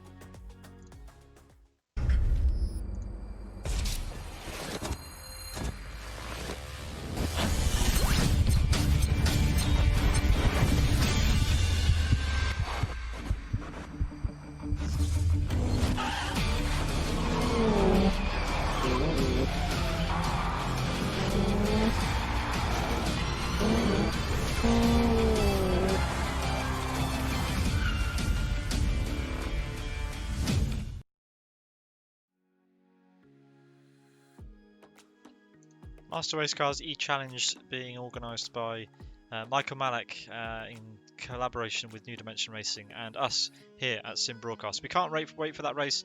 If you enjoyed watching that trailer and it whet your taste buds and you fancy entering a limited fuel Fox race around the custom layout that's been designed to very closely resemble, it has to be said, the New York E-Prix track, then we thoroughly recommend that you sign up to that. Sign-up's open on the LFS forum. Back to tonight's action, we are moments away from the start of race 2 of round 4 of NDR's TBO Challenge 2020 from Rockingham ISSC Long.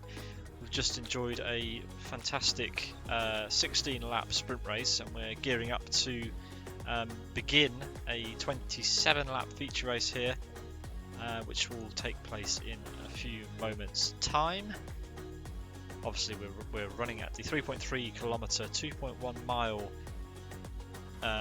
Rockingham configuration, the only real-life configuration in Live for Speed, and what a track it is. It's a former touring car venue, enjoyed for many years in the UK. I was lucky enough to visit the track during a British Touring Car Championship weekend several times, and it really is an awesome spectacle. And it's great to see these cars here today, it has to be said, in Live for Speed, doing much the same thing as the cars were doing a few years ago in that championship. 2 minutes to go, Eoin. Okey doke. So,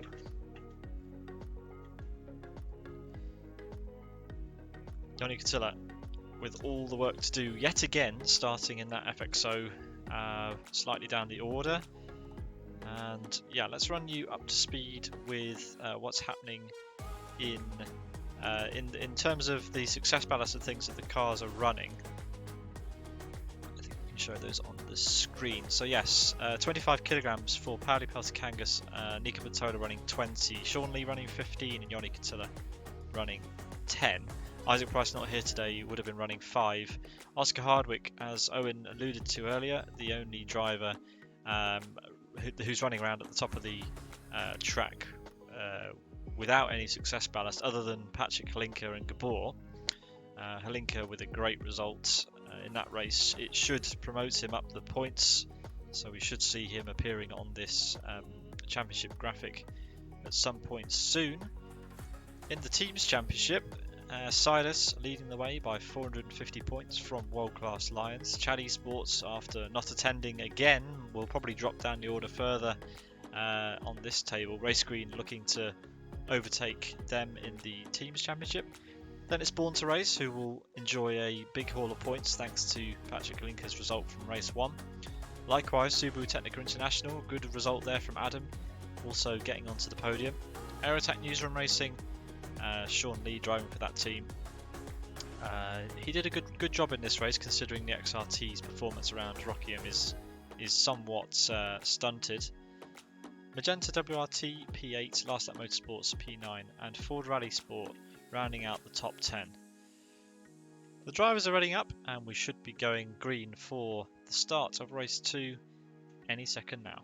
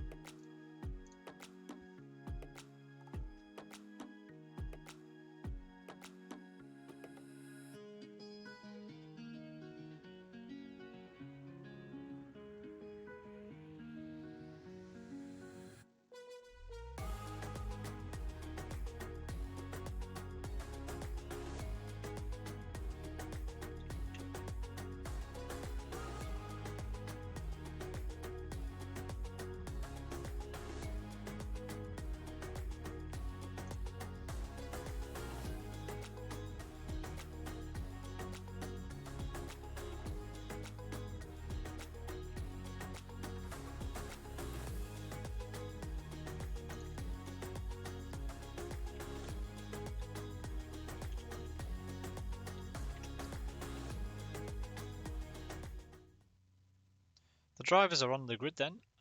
We are ready to go, Eoin, for race 2. Yeah, that's right, Pete. And we've been provided the updated championship standings. We mightn't have them on the screen straight away, but I can confirm that Pauli Peltokangas is still top of the championship with Sean Lee second, Yanni Catilla rises up to P3 thanks to his victory. Nico Pantola 4th, Oscar Hardwick 5th, Carlos Jesus is 6th, and then Isaac Price, despite his absence, is still 7th. So there's definitely plenty still to play for in this feature race. Excellent stuff. Last Lap Motorsports lead the cars around. Once again, Carolus being lucky with the reverse grid, he leads the cars around. Oscar Hardwick will get a great start, and I wouldn't be surprised if he ends up being in the lead of the race, Eoin, by turn 1. Yeah, that's a very, very solid bet to have Oscar leading. Like, he's got no one in his class of RB4 cars anywhere near him, so he should definitely make impressions on the XRT and FXO on his sort of coattails. Yeah, but the car to watch is Yanni Catilla, the race winner from the sprint race. He's got the 2 RB4s of Nico Pantola and Jeff and Jacob right behind. And judging by how well the RB4s got away in race 1, they were already ahead by the time the drivers even cleared the tower. So, yeah, we'll see how that goes for Yanni. Expect him to be outside the top 10 by the time the cars break for turn 1. And with all that work to do all over again as he starts this 27 lap feature race, it's a lot of work to do. So Oscar Hardwick, having had not the best end to that first race, he's probably going to be thinking that he doesn't mind that too much. He's got a good haul of points from race 1, got a great starting position in race 2. He's got Chanturia behind him, who we know is good at defending, and Gabor there as well, he's very fast, so those two will probably back the rest of the field up somewhat as the drivers now begin to file into their grid position once again. And I'll say one of the top highlights of today would have been Patrick Lindke going right in the gap between Peltikangas and Yanni Catilla. It was fabulous, fabulous getaway, and he made no qualms about what he wanted to do. It's brilliant. So we'll see if any more drivers can find those tiny gaps with this sort of unusual grid layout with the sort of diagonal style. Yes, kind of like a staggered start. Yeah, zigzag, yeah. The final car is in position, and we are ready to go for the start of race 2. Take it away, Eoin. Everybody looks good. Peltikangas with another aggressive point. The red lights will shine brightly. There they are. And we are go. The green flag. Well, the green lights go. Patrick Lindke again does the same trick in the gap.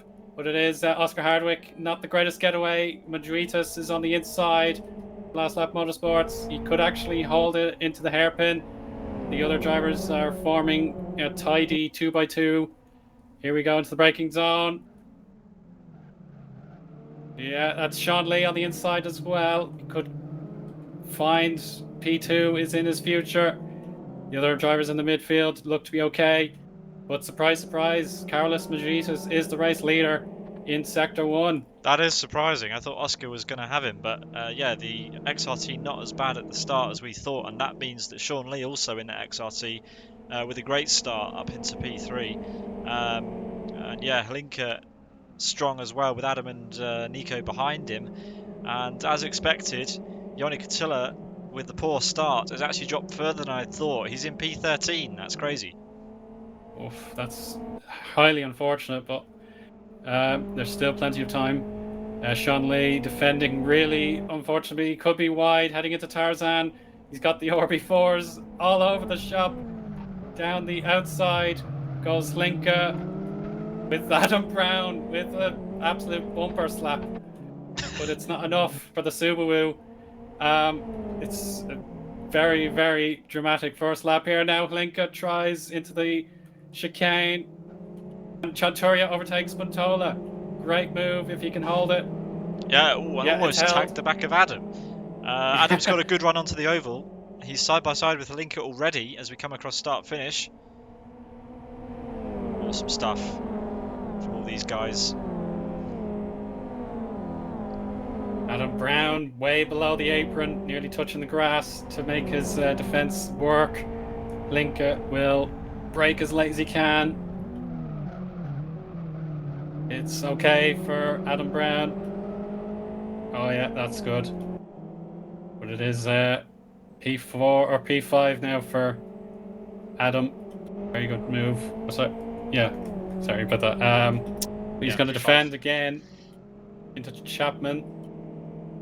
A little bit wide. Link has an opportunity to get him into Piff Paff. Okay again. Linker's eyes are in his rear view mirror now as Chanturia's trying to get past Linker, and that's opened the door for Gior, who's got past. Gior on the outside. Nose There's to barely tail. any breathing space now. Oh, he's gone for it into Gracelands. Contact Opportunistic. was slight. Pantola on the outside. Again, you've got to get your braking zone spot on here with Pauli Peltkangas in the vicinity. A good defense there against Pantola. But what on earth's going to happen into the chicane? Broke chicane, yeah. Okay, the drivers stay in sequence. Yanni's made it up to P11. He's made up a couple of places after that poor start, and the car ahead of him occupies the position. So Peltkangas, who started a few places ahead of him, is now right in his sights. So Yanni will want to get past Peltkangas as quickly as he can. As Peltkangas goes Pauli to goes Nico. way into the apex, and that It almost worked. It almost worked, but Pantola should be safe into the next 90-degree-ish turn.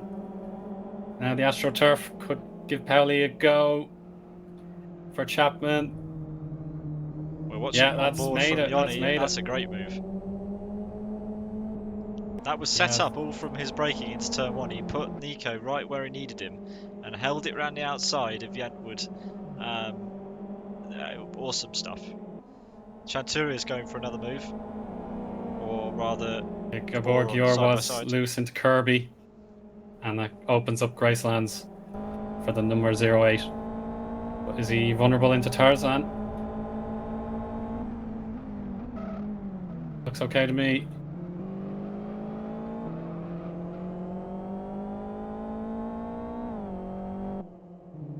Nico Pantola side by side again with Pauli, and Pauli's got through. Sorry, that happened before, didn't it? I'm way behind. Yanni needs to get past these two, or at least he needs to get past that roadblock of Nico Pantola now, as they head on to the oval again.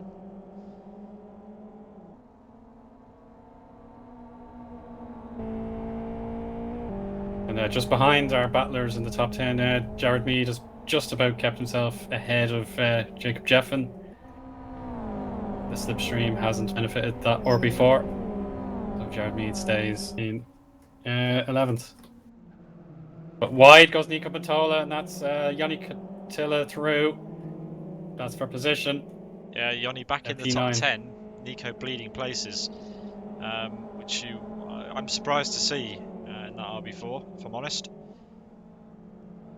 Off screen, we've had a change for the lead. Miljitas has given up a lot of time, and Oscar Hardwick has said thank you very much, and he is our new head challenger. And Sean Lee is on the inside, heading into Gracelands, but he's not quite pillar to pillar there, so he's going to have to back out. But the oversteer has given Sean Lee for Air Attack Newsroom P2. Here comes Adam Brown is lurking, but Majritas has a last stand. That's given him his position back, and Adam Brown surges, and he could get the double. It could be an amazing turn of fortune here for Adam Brown, but he's going to decide, I'm happy with just the one gain. Defending against Sean Lee very nicely. Yes, there seems to be a theme of the day that the car behind that goes for the move often loses out around Rockingham. Salinka now defends from Chanturia. Halinka up to P5, that's a good effort. Started down in P8. Gained well off the start as Sean Lee takes the fastest lap of the race. And they will need to keep an eye on Pauli Peltikangas into turn 1 again. He's on the defensive this time, but he's got his teammate. I think he may have compromised his exit, trying to survive the downhill hairpin, but Gabor Gior defends neat and tidy. It's such pressure to be the number 2 in your team, and the top rival is on the attack. It's such an awful position to be in. But he's doing a great job as a rear gunner right now. Pauli needs to make the most of this and run away while Gabor is holding up Eoin Katila, but Eoin's had a great run here. Still side-by-side action up front. Chanturia having a look up the back of Motojutis now. Motojutis down to P4. Chanturia must have found a way Oh, past. no, Gabor's off in the grass. He's off in the gravel. That's huge. Oh, he must have been tagged. Oh, that's going to burn his clutch trying to recover that. An awful, awful shame. Halinka side by side with Chanturia. Chanturia with a must have had a great middle sector. And Sean Lee it's decided to put the outside of the final chicane, and that could compromise his exit against Adam Brown. He must have outbraked himself and decided, I'm going to have to run wide. But perhaps Adam Brown will claim the position is mine. He's going to go on the outside, sticks to the apron, and there's a bit of a contact. Well, if Sean cut the Lee chicane, he oversteers. should give the place back, I think. But I didn't He see it was. myself. Yeah, Sean was ahead of Okay. Adam. Motojutis he runs decided very to deep. cut the chicane. Motojutis has gone off in turn 1. It's gone Oh, from bad to no. worse for Karolis, and he's down behind Nika Pantola now. Nika Pantola was in P9, promoted to P8 then. Motojutis, who led this race, started in P1, down to P9 then. And there could be a 3-wide situation ahead into Chapman. Pauli Peltikangas overtakes Linka. Chanturia decided to back out, which was the sensible thing to do. But Piff Paff has compromised Linka's exit even more now, and that could give Chanturia the inside line. There's another apex to go. Yes, that's job done. And Eoin Katila is going to attack again. It's breathless stuff here. There we go. Linka is going to try and ride out Watch the out for outside Nico. of Nico the could camber. get Linka No, here. he's wide. Pantola has the outside into Tarzan, but Katila is going to break early, and Linka is not going to be impressed. That is almost a gamesmanship, making sure 3 wide driver back. A is even more hampered than driver B, and now Pantola is blocked, but that's okay. Carlos Madritas is in attack mode again after his previous error. Wow. Jared Mead again. You always see him. He likes to plot his moves. Doesn't need to panic, but he's got Nadnov, right behind. So it's just action-packed racing at Rockingham. Yeah, who said Rockingham was a good racetrack? This is awesome stuff. Nadnov is in the P6. inside. Oh, that's going to be a crash. Too late. Oh, thank goodness there was no extracurricular activity there. Nadnov has the outside. Braking now. Garrett's defense. Oh, that's pushing him right on the edge. And another right-hander puts Nadnov clear. That's great traction heading into Piff Paff. And that's another magnificent piece of action completed for now. Oscar Hardwick leads, but for how much longer? Sean Lee's closed the gap right up, and Adam Brown is right there as well in P3. Pauli Peltikangas has dropped back a bit in P4, but this is a great start actually from Pauli. He's got a car between him and Eoin Katila. That's Sandro Chanturia, currently in P5, who runs wide actually, and Eoin could have a run on him. No, Chanturia's got the exit right. Nika Pantola and Patrick Link are still going at it. Motojutis there in P9, watching from behind.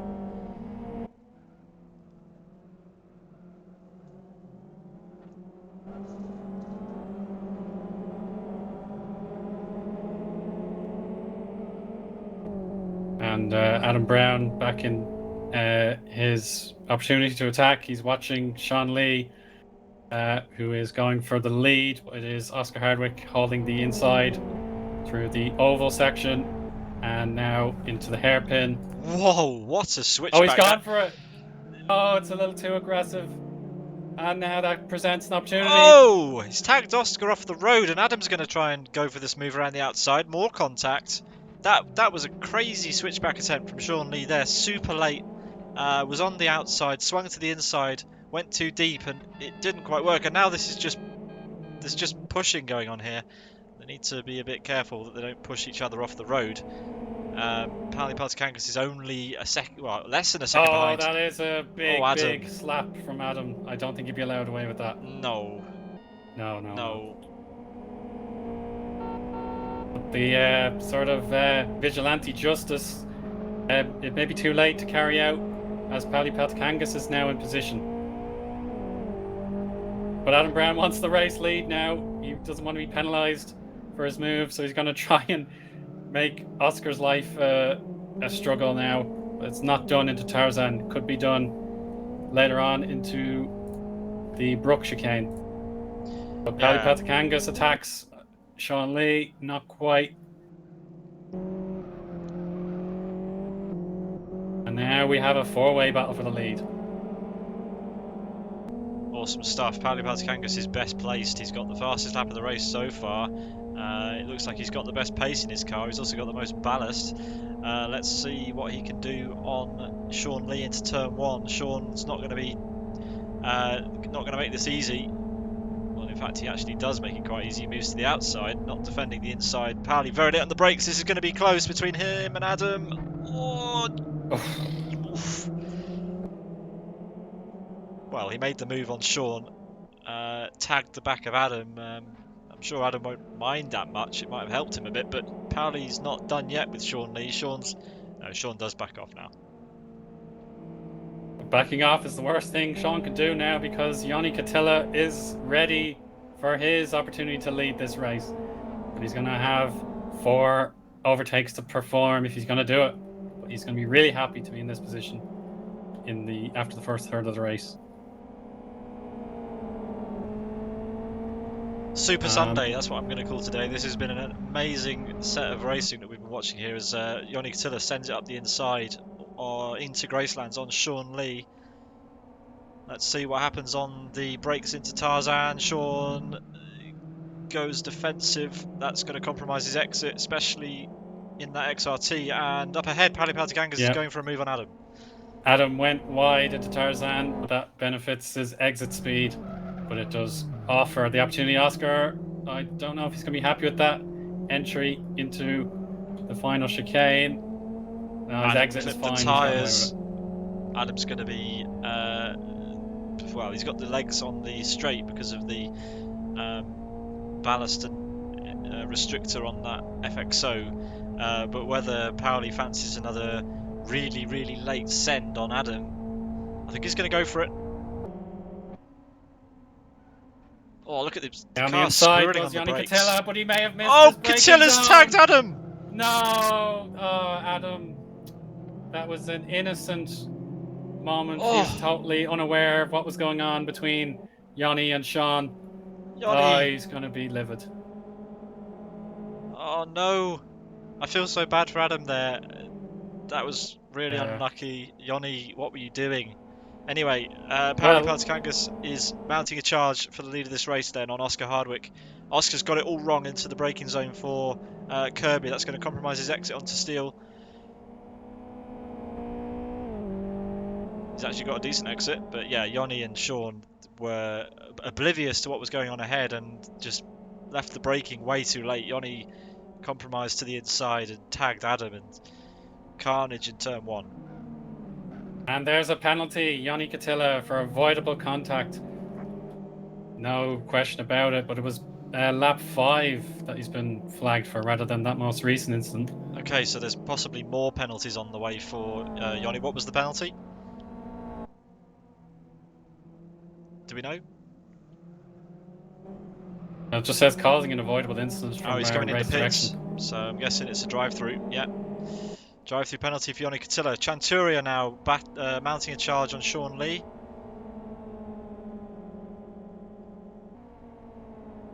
So Sean was very defensive on the last lap against Ioni, but he's way out of place now.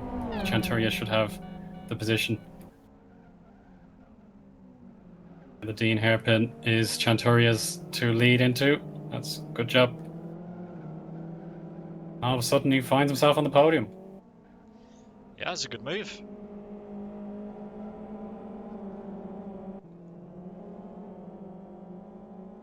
So after emerging from the pit lane from that drive-through, Ioni is down to P16? 16, yes. It's going to be tough to recover from there as the drivers are already on the steel straight. Oscar Hardwick defending hard from Pauli Peltokangas now.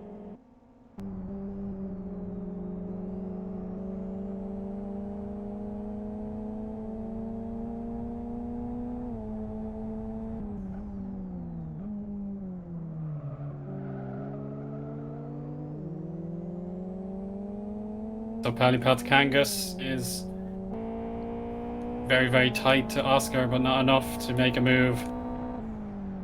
The Brook chicane. But maybe on the oval section he can find his way. Yeah, there is a chance now, but I wouldn't fancy him to go for it this time. No, he needs to be a lot closer if he's going to make that happen. Sean Lee's doing very well, I have to say, in the XRT. It is a tricky car to drive at the best of times, especially around Rockingham. Chanturia, though, he's on pace, and if Oscar can keep holding Pauli up, then Chanturia could be on for getting involved in this podium fight. What do you reckon? It looks like it. Yeah, we've seen it plenty of times today. The drivers, if they hold each other up, someone else is going to catch up and maybe overtake them all. Well, here it is. The battle for the podium has changed again. Two different drivers involved now, as everyone cuts that final corner of Piff Paff. Chanturia runs a bit deep, but he's probably just trying to get a good exit, and that he has. Oscar in that RB4 and its four-wheel drive, trying to. He's still running quite deep, is Oscar.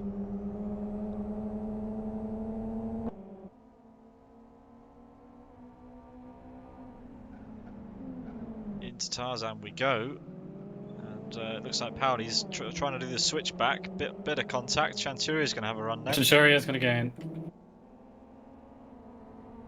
It's P2 now. Yeah, great stuff. Chanturia with no ballast. Pauli with 20 keggers. And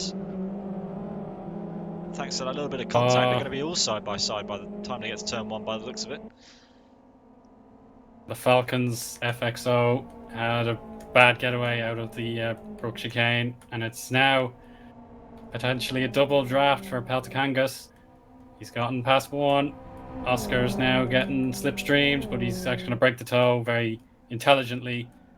But the inside line is just about there for Chanturia. Oscar tries a cadence braking, but it's actually paid off. He hasn't lost position. That won't go down well in the camp of Sidus, but he'll just have to try again next time.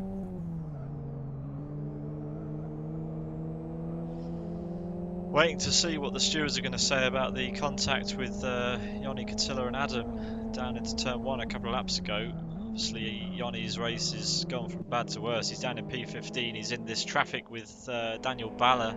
He's just got past Daniel Baller, and he's now looking up the back of Radek Lutzki. Hate to see penalties, but you have to say that was just, it was a little bit too much, wasn't it, on the brakes? Yeah, the importance of getting past Sean Lee in his perspective was unfortunately not. He didn't take into account what was going on in front of him. He was all about getting past Sean Lee, and unfortunately Adam Brown was an innocent victim of that collision. Nothing he could have done about it. Just in the background, Sean Lee went onto 2 wheels at Piff Paff. You may have just spotted it on the coverage. but he's recovered and he should be able to carry on in P4. Naidenov's got a good exit and is already trying to make a move on Adam Brown as we head up to start-finish. He'll want to cut back into that slipstream because Adam's got the legs on him on the straight. But I wonder if there's a move on into turn 1 going on for P8. Looks like it. Adam's going to go defensive. Nope, sticks to the outside line. Naidenov later on the brakes. Adam will have to try it around the outside. Has superior grip, runs onto the sausage. That'll be good for Yentwood.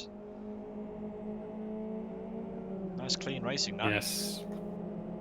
Yentwood has saved Brown from disappointment there. So let's see if they can carry on the battle into Sector 2. Eoin Katila makes up another place. He's up to P14 past Radek Lutski. Next on his menu is Gojetti for Ford Rally Sport.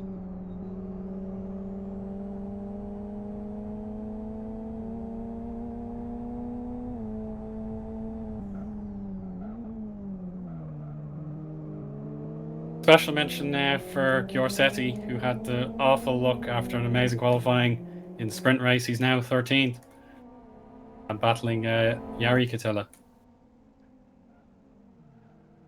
Keep an eye on that, see if he can make a job of P12 later on in the race. But he is 13th. Yeah, he's got the brothers to deal with now, or the Father and son. father and son, excuse me, yeah. So father and son is between Giorsetti, so he won't want to cause himself more heartache, and he may have to let the championship contender through.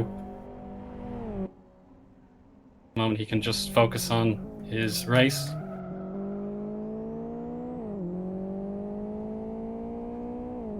Oscar's Our doing top a three really are good still job strong, here. yeah. I've just been watching him, and Peltikangas was all over him on School Straight. But I think this is the time of the race where Peltikangas' front right is going to be killing him. You can just see it in the mood of the car when he's going into these braking zones. Watch Peltikangas as he heads into the Kirby chicane here, Kirby hairpin. It's just all the weight's going on, all the transfers going onto that front right, and Oscar, even though he botched the entry, he's still able to get a really strong exit. Chanturia not running any ballast is he's still able to stick with Peltikangas quite easily here. A good observation, Pete, but there's still a little while to go. So we'll see if it's a battle of brains or a battle of might that wins this race.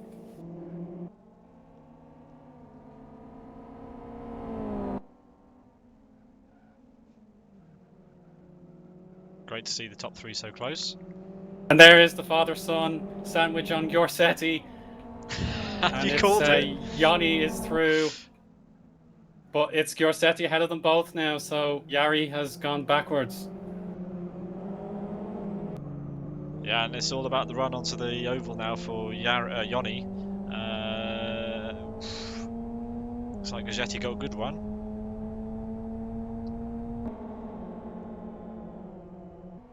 We know how late Yoni likes to go on the brakes. Let's see what happens.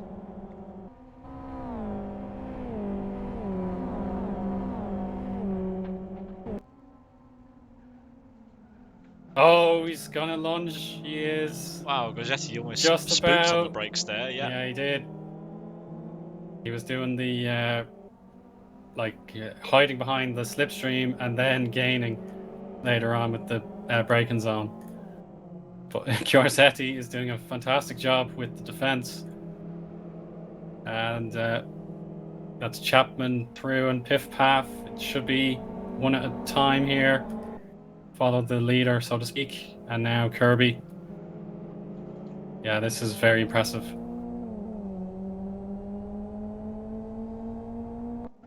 Great racing. Status quo up front as well, Owen. That's true. Oh, there is a bit of contact. Giorsetti holds on. Yeah, as you can see, Hardwick still leads, but Yanni Katila really, really wants to get past the number 69 Ford Rally Sport. And it's just not happening at the minute. There's something to say. If you lose your momentum with a penalty, it's so hard to get it back.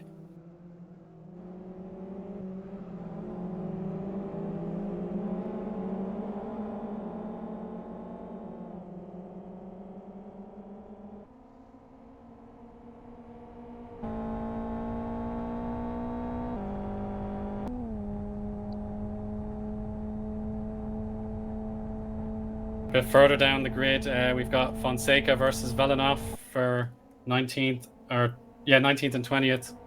They're side by side in the oval section. It's going to be Velenov going right down on the apron. He won't be penalised for that.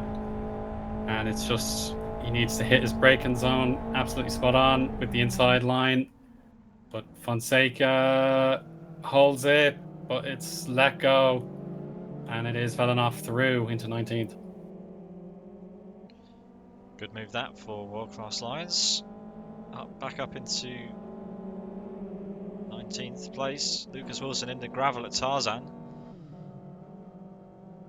Wonder what caused that. Probably late on the brakes, or could have been contact with someone, but can't see anyone else around him. No, he's on his own. It must have been a driver error.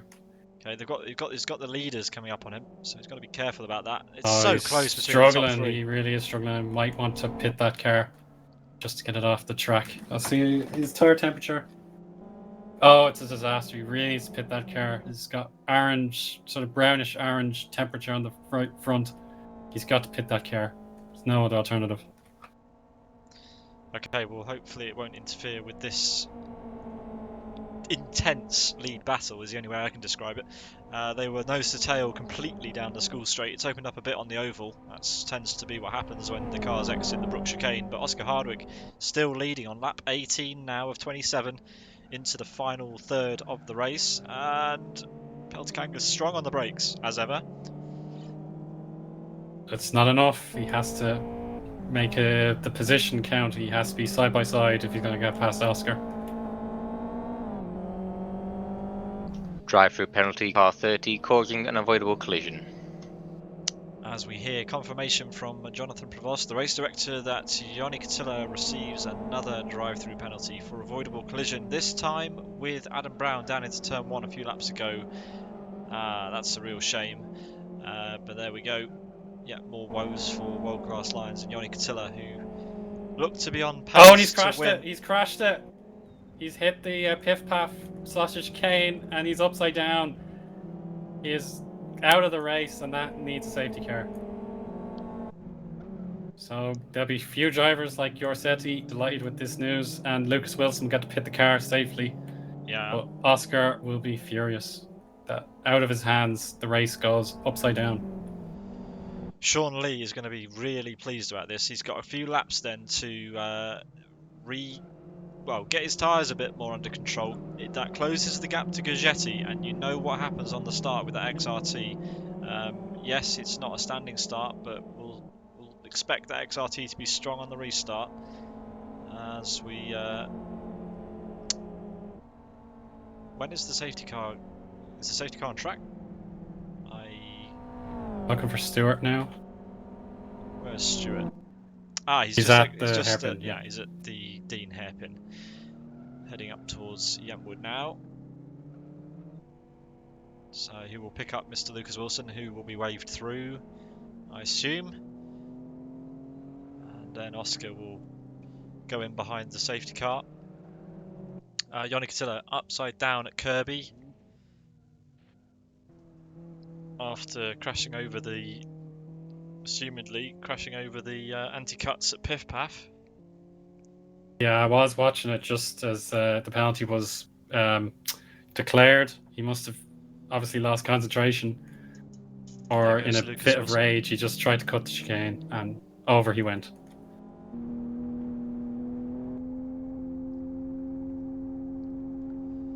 Stuart Baker, our safety car driver for New Dimension Racing, gets into the rather fetching TBO Challenge FZ5 and has now picked up Oscar Hardwick, Paolo Peltikangas and Sandro Chanturia.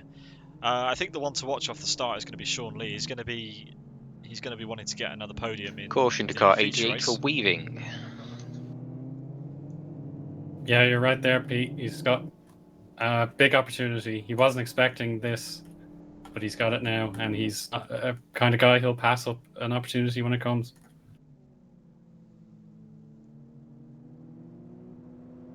Obviously, Adam Brown, the whole reason why Catilla was penalised was because he hit Brown, and now Brown has the redemption opportunity currently in P8, but he could certainly find himself back among the top 5. That's certainly achievable.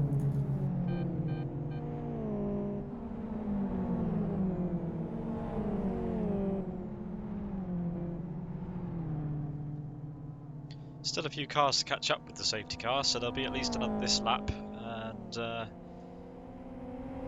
maybe one more. We'll give you confirmation when the safety car's in, but this is going to be probably a 7-lap dash to the flag for the 25 drivers who remain. Eoin Catilla has now spectated the car, and we could be going at the end of this lap. Oscar Hardwick will be mixed emotions right now, I'm sure. He needs to absolutely nail this restart and get as big a gap as he can to these FXOs. Peltikangas and Chanturia have now had the opportunity to not only cool down their front tyres, Eoin, but they've also had the opportunity to warm up the rears. Safety car in this lap, safety car in this lap. There we go, confirmation that the safety car will be in this lap. And Getting the temperatures down when they were so high. Oscar will now set the pace. Yeah, if you can get your core temperature, no problem, Pete. If you can get your core temperatures back to the way you need them to be under the safety car, that just gives you a huge boost in confidence in what you can achieve heading into those crucial braking zones and the oval itself. Now it's time for ultimate focus for Oscar and the chasing pack. They'll have the safety car line. They cannot overtake until they reach it. It's going to be a very compact gaggle of cars now.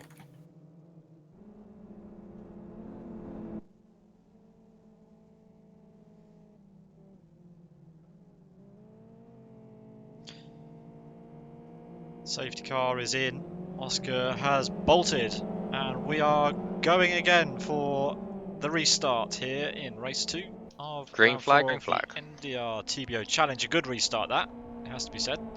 Chanturia caught a little bit asleep and has dropped quite a way off the back, but Sean Lee, he must have been right in the middle. Worse. He must have been right in the middle of Brook when that was called, and he's under pressure then from the 2 RB4s of Nika Batola and Patrick Halinka. Oscar plays it sensible into the hairpin, but I'd say Peltikangas has gained a few tenths, a few hundredths, but nothing substantial yet.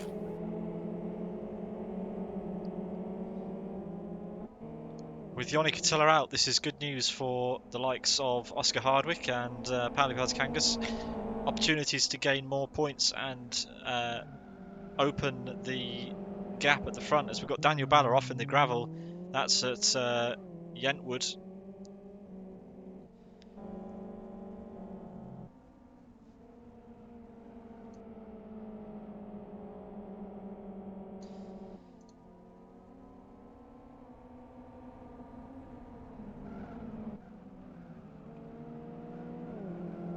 No massive changes for position just yet. The drivers got away safely. As I said before, Adam Brown has a chance to rescue what may have been lost, but Carlos Madritas is the last lap motorsports car in his way to the chicane with lap 22 about to begin.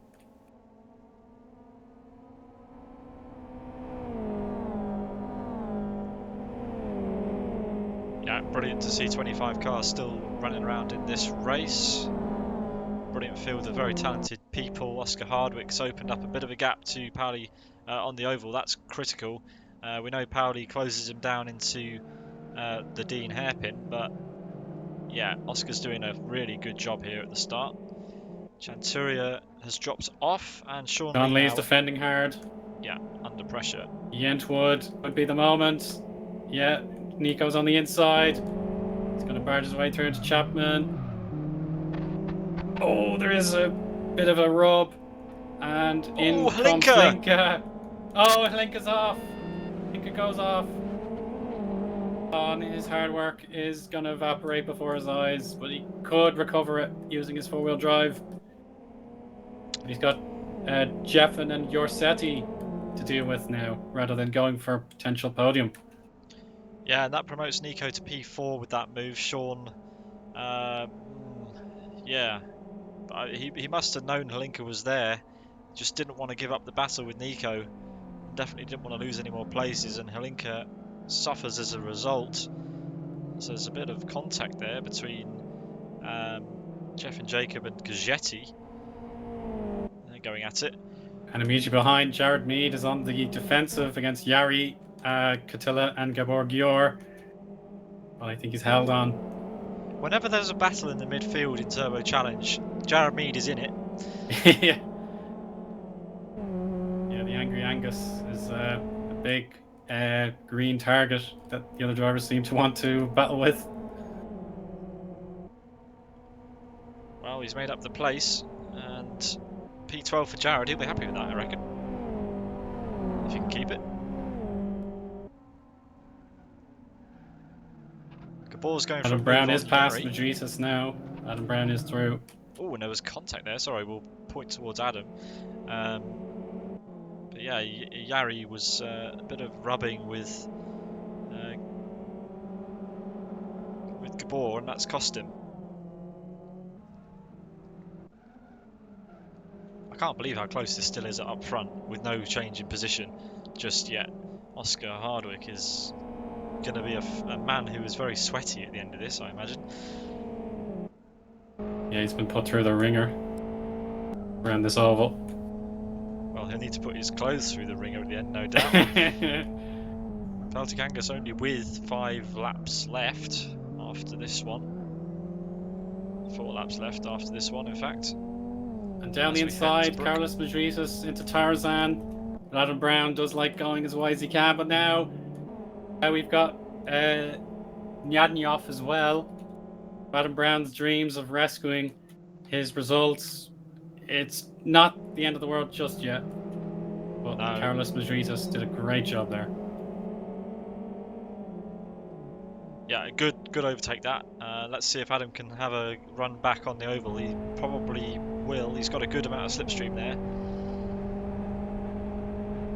Adam's good on the brakes. Let's see how good that XRT is on the brakes as well. Nadenov's quite a bit further back. He's not... Okay. That's fine. Not sure what I expected there, but yeah, that was quite good.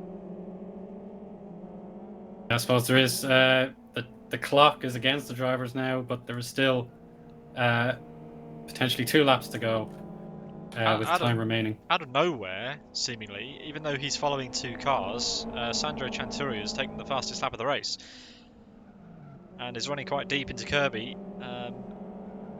He risks falling off the back of this, and if Oscar and Pauli tangle for whatever reason, Chanturia needs to be there to take advantage of it. So Chanturia can't afford any more slip-ups. He's got to close that gap again while those 2 ahead are battling. Especially as that's the life of a racing driver. You have to be there to benefit from the other people's misfortunes. And while he has the fastest lap, as you said, Pete, he doesn't have track position.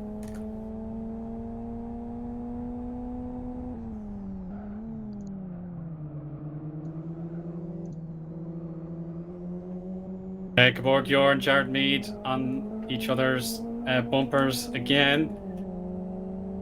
Final chicane. And Jacob Jeffin cuts to avoid having to take evasive action. So he's ahead, clearly, of the number 23 Sidus car, but it was a blatant cut. So he will have to take some sort of deceleration so the other guys catch up. It looks like he's still flat out, so maybe it'll be in Yeah, post. I don't know. The race direction may want to investigate that one. But from what I saw... Oh, Pauli! Oh, He's made a move, and there's more contact, and as we said, Chanturia's taken full advantage. What was going on there between Oscar? Oh. Peltic Angus has Oh, this is disaster. It looked like he made the move fair and square into turn 1 and down into Yentwood. Just was caught up on the front of Oscar Hardwick's car and Chanturia just drove through. Unbelievable. Yeah, it's absolutely stunning. Chanturia then takes over the lead. He was close enough to take advantage of a tangle between Oscar and Pelticangas. It's as though we've foreshadowed that, really. Oh, Oscar must be so angry. So much Pelticangas. What happened there? You could have a brand like both these drivers haven't reached the podium at all, Chanturia and Hardwick. So a new winner is the firm outcome of this. If it stays as it is, Chanturia for Falcons. He wasn't around for the first round, so he's going to hugely rise up the order if he can hang on in there for the last 2 minutes and 12 seconds.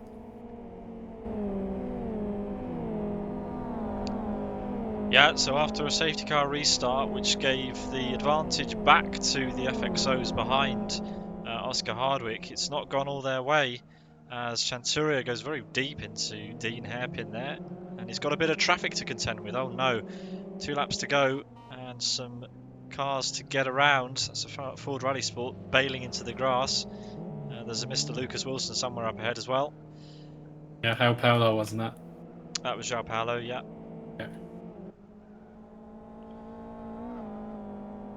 Oh yeah, Lucas Wilson, I thought he was going to pit the car for a fresh set of tyres, but he decided to keep going with the safety car able to help. He's going to be gobbled up by the race leaders, and Tarzan's probably the safest place to let faster cars through, but he's too far ahead. So he may have to start going on the apron on the oval, and that's not going to be comfortable viewing. Let's hope the traffic doesn't pose a problem in the dying stages. We've got a lap left of what's been a tumultuous second race, and it's currently being led by Sandro Chanturia, who's been very strong all season, and it looks like it's about to pay off as Lucas Wilson gets well out of the way of the leaders. Great stuff. And on to the final lap then comes the FXO of Sandro Chanturia, followed by Oscar Hardwick, Nico Pantola in P3. Sean Lee not able to be close enough to Nico to challenge really on this lap. Motojutis a little bit under threat by Adam. Depends how brave Adam's feeling on the brakes. Then it's Nadenov and the driver who we really thought stood a great chance of winning this race. Down in P8 now after tangling with Oscar Hardwick on a couple of laps ago. Down into Yentwood. Unbelievable. Yeah, and so the gap between Chanturia and Hardwick at the start of this final lap was 9/10 of a second. Oscar crosses the first sector line now, and he's actually lost another 3/10. Chanturia is pulling away. And Lucas Wilson has spun, but it will mean he can rejoin while letting a lot of faster cars proceed past him.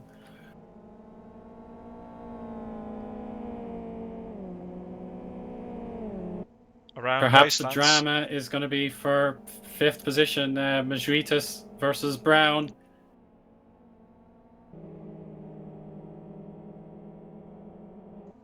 So Majuitis is going to defend, I think. Brown has to yield into Tarzan. Sean Lee is chasing the green Subaru, but I don't think he'll make it. Yeah, Turia, meanwhile, has the final chicane. He's safely through. 1 sausage curb, and number 2 and number 3 as well. Still light for Georgia. Chanturia will cross the line to win the feature race in the T-Box Challenge at Rockingham. What a surprise that is. Well done. Oscar Hardwick takes 2nd position. Nico Matola has another podium to his name. Sean Lee just off in 4th position.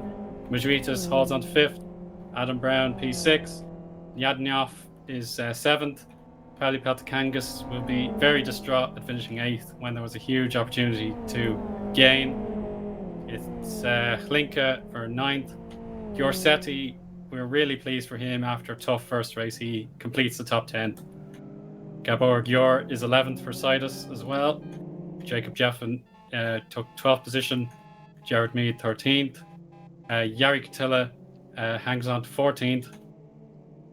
Liski is our 15th place finisher. Valanov is 16th. Michael Malik is 17th with Fonseca, Weber, and that's Magic completing the top 20. Sweeney is 21st.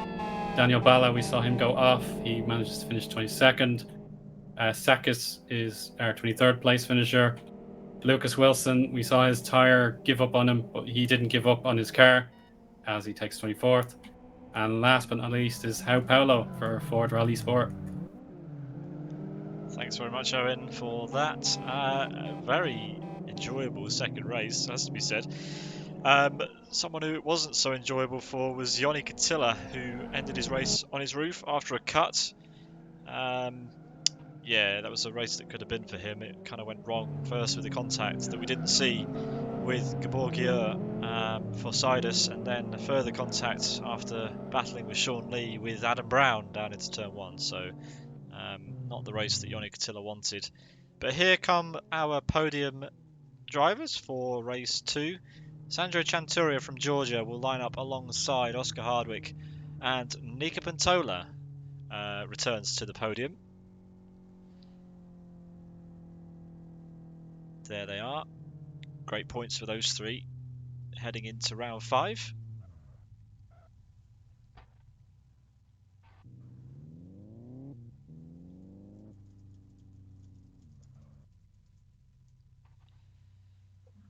And hopefully we can hear from some of our drivers in just a few minutes' time. Let's first of all have a chat with Adam Brown. Hi, Adam.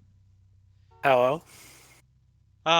Commiserations, mate. You were right there, and then it all went wrong with Eoin Katila. Talk us through race 2. Yeah, race 2. Got off the line. Start wasn't as good as race 1, but it was clean. I got up. I think I was even fighting against Oscar for the lead at one point. And as Eoin was battling Nova, I think they just, because he was being pressured so much, he kind of missed his braking point and got unlucky a bit and ran it into me. Yeah, he was definitely. His focus was definitely on the Sean Lee at that. Sean Lee at that point. Yeah, it was Sean. Yeah. Yeah, those two were going at it, and you just took quite a conservative line into. But there's nothing you could have done. It's just really, really unlucky. Yeah. I mean, Sean Lee was he was very fighty that whole round. He was. So I'm not surprised Eoin was distracted. Yeah, I'm sure. A good recovery though. Great stuff. Yep, I'm happy with the recovery. Yeah, after the safety car, that gave me a bit more of a chance to catch back up, and I think I got a couple places. Is Botsy going out wide? Yeah, and speaking of Botsy, his race didn't go well. The second race, you ended up finishing 2 places ahead of him, which is interesting for the championship. Yeah, I'm not sure what happened. I think him and Oscar had a little coming together up in front, and Canturia got a bit lucky and found his way through. Yeah, quite interesting. Yeah, thanks, Adam. Let's have a chat to Oscar Hardwick. What a race there. We thought it had all gone completely wrong when you and Peltikangas tangled. Talk us through how that happened. I mean, hands up, I definitely wasn't the quickest car, but I thought, defensive driving, just try and place the car. My tyre temperatures were all off, but he had a really good look to the outside. And to be fair, he got the move done. Wasn't quite clear and just kept turning left. And I think me and him had a bit of a coming together last round that he wasn't super pleased about. But I'm not willing to go to the grass, and that's where the contact was made. Like, I'm sorry that it's obviously put him back from a podium to wherever it is that he ended up. But I'm not willing to go onto the grass. I'm sure that that's one for the stewards anyway to decide what was right and what was wrong in that situation. But a bit of a coming together, and I think with the lag, the contact physics and whatnot, once you've sort of made that kind of contact, someone's going round, or you're both going off type thing. Not the end of the world. Bit of a shame not to have sort of like held it and had another go at the win. It really let the 8 car pull away a bit. Yeah, and I think once you were alongside Peltkangas heading down into Yentwood, were you kind of able? Are you saying you were kind of stuck there? You couldn't kind of get off of his car because as soon as you two kind of made contact, Chanturia just was like, "Thank you very much," and he just swept past on the inside. Yeah, and I don't know like exactly where the turning point was for the FXR or anything, but like I was basically pushed to the grass, and a bit of contact just kept coming left. I don't know if maybe Paulie thought he was clear or what, but as soon as that contact was made, I couldn't get the car off. I don't think at that point either of us were necessarily particularly willing to pull our cars off in the wrong direction either. But that's the nature of it. Everyone was being quite aggressive throughout, and have been in this series, which isn't a bad thing. You know, it's a bit touring car-y, and that's good fun. But comes a point where people aren't going to give up room when they're out of it. Yeah, a good result. It's a shame because you were holding the lead of that race. And what was your thought when the safety car came out? Because we thought you might not have liked that news very much. I needed that. My tyre temperatures were awful. Okay, so we thought the cars behind were struggling more, and you might have thought, oh no, they get a chance to cool their tyres down. But fair enough, if you needed it as well, then... Yeah, I was sitting there and really hoping for a safety car. Even though I think that we'd sort of gapped 4th, 5th, I wasn't confident that I would finish ahead of 4th or 5th place if the races carried on without a safety car. And I was able to just, with so few laps left, push it as hard as I could. And pop a very quick lap out towards the end, which I hadn't done previously. But again, it came down to the last couple of laps. The tyres were a bit too hot again, and the understeer. Once the tyres overheat at the front in the RB4, the way in which it slows down is just not anywhere near as efficient. Which going into turn 1, where those FXOs seem to be able to brake about 20 meters later, it's an absolute nightmare to defend from. So it was 50-50 if I'd have won. I didn't see the need for Paulie to keep coming left when he'd made that move. I thought, he could have left me room on the outside and have it done. But, it's a bit of aggression. It's the nature of racing these kinds of cars in these conditions. And I think it's true for everyone was like that today. And that's all right, I think. Again, at the grace of the stewards later on, I'm sure.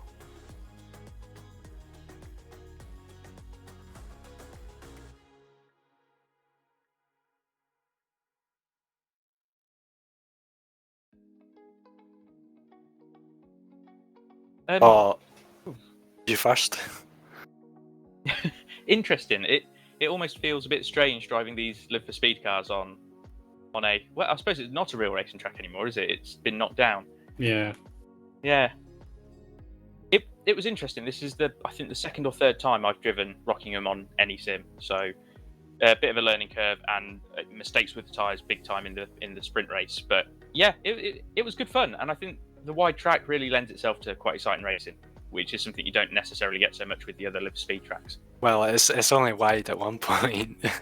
I felt like I was on a Scalextrics track. I needed to hold like a consistent line all the way around. I had no rim. Yeah, we saw you getting side by side with a couple of people. I think I can't quite remember. It was at the beginning of race 2. I think it could have even been with Oscar. I'm not sure, but. Yeah, I think there was one point where Nova was trying to get past Oscar, and we were about to go 3 wide, and then Nova pulled right across my front in the braking zone. Yeah, I think is that the 88. I don't know any of the users. Yeah, the 88. Yeah, a big sort of like massive fake to the inside and overdrove the corner massively, and sort of ran into me a bit on entry. So I think at that point I slammed the door pretty aggressively on turn exit, and that I think then opened it up to you a bit. Yeah. Managed to find you a loop through. It's nice to have the RB4s at the front, but I don't know if you struggled with the tyres as bad as I did. But the pace I thought fell off a bit more dramatically in the RB4 than maybe it does in the FXO or the XRT. Yeah, definitely. It's like It's fine for the first few laps, but as soon as the front tires start going, you need to be using the handbrake much more, and it's a bit it's a bit weird. Well, thanks for that insight from you two. Are you looking forward to the next round in a couple of weeks' time? What track's that at? Bear with me. We are at Kyoto North on Sunday the 29th of November, which is a custom configuration using the infield as well as oval turn 3 in reverse. Yeah, I really like most Kyoto layouts. I think that's the only one that I really hate because it's just unnatural. It just doesn't feel right. And that infield, it's lots of sweepers. Lots of long sweepers, hopefully there's a chicane somewhere for the RB4 to be useful. Yeah. But if it's lots of long sweepers, it's just... There's definitely a couple of corners on that layout that will suit the RB4 quite well, I think. It's going to be an interesting one. It's going to be the second time I think we've commentated or covered a race at Kyoto North. And it's been popular in GT racing as well in LFS in recent times. So one to look forward to, maybe, or maybe you'll have to put some practice in to decide whether you like it or not. But Adam's kind of already decided he doesn't like it. I mean, the only races I've done there in the past have been either crash fests or just hard, just annoying on the tires and everything. Yeah, we've seen you go off 1 or 2 times at Kyoto North. Oscar, what do you think? I mean, again, it's been such a long hiatus from doing any Live for Speed for me that it will be another pretty much brand new experience in terms of how it feels. Similar to every round so far. But I'll turn up and see where I can get to. I imagine if there's not any changes to the results, I'll probably run into next round with some ballast as well at this point. So try and maybe manage that and manage the results a bit better than I did at South City when the ballast was on the car.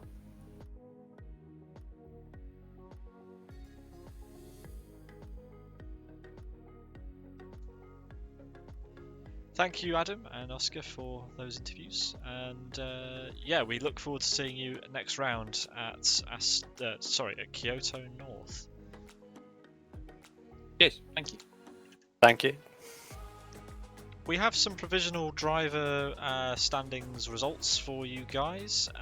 Provisionally in the championship after today's racing, Pauli Peltikangas will lead the championship ahead of Sean Lee and Nika Bentola. Oscar, you'll be in P4, 318 points off the front. Eoin Cotillo drops to P5, Carolus P6, Sandro Chanturia jumps up the order to P7, Isaac Price down to P8, Daniel Balla P9, Michael Malik P10, Abel Hanuni P11, Jared Mead P12, Gaborgia in P13, Jeff and Jacob P14, and Patrick Kalinka in P15. Those 15 drivers are the only drivers who can theoretically still win the Drivers' Championship. So, out of contention before round 4, after round 4, provisionally, Jari Katila, Magic, Timu Soini, Jürgen Weber, Jeremiah Sinella, Bozidar Velenov, Adam Brown, Civilian Naidenov and David Godge, the top 24 in the Provisional Drivers' Championship. So, Eoin, if you don't mind, could you give me a short summary of your round 4? And this has been a super evening of racing. I think you'll agree. Yeah, I'm firmly of that opinion. We saw the drivers get very feisty with each other. There are moments when there's lots of track to fight for, and then other sections where you almost have to go one at a time or else you're going to hit someone. But there was definitely the chance for other drivers to shine. We had the XRTs. They were seemingly out of contention after the sprint race, but there was a great performance from Sean Lee and Carlos Majitas to recover the pride of the XRTs. And definitely I was very impressed with a lot of the drivers in the midfield as well. They keep the racing enjoyable.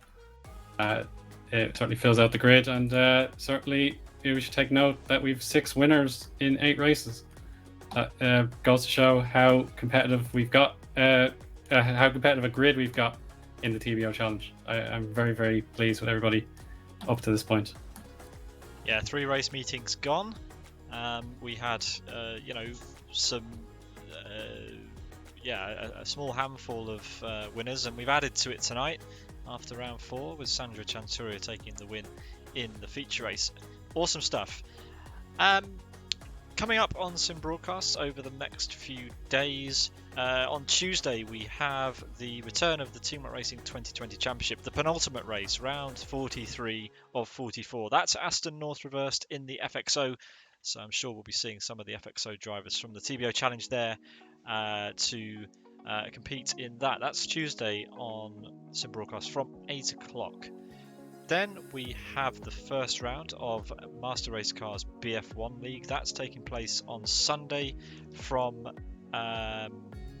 what time is that here? That is from 2:15 in the afternoon, so it's quite early UTC, and that will head on until about 4:45, so that'll fill your afternoon next Sunday. Then in a few weeks' time we have another event from Master Race Car, their E-Challenge. That's taking place on the 12th of December. Between now and then I think we've got another round of the TBO Challenge. In fact, I think we've got another 2 rounds of the TBO Challenge, the final 2 rounds, 5 and 6 next time out, Kyoto North and Fern Bay Green. So yeah, thank you everybody for watching. Thank you Eoin for joining me in the commentary box. Thank you Tilo for putting together those graphics last minute for the provisional point standings. Special thanks to Elmo for putting together an awesome set of cameras for this evening's event, making them as close to the BTCC coverage as we could possibly get them here in LFS. Awesome stuff. Thanks everybody for watching. Congrats to everyone in the racing. We hope to see you next time on Sim Broadcasts. From everyone here, good night.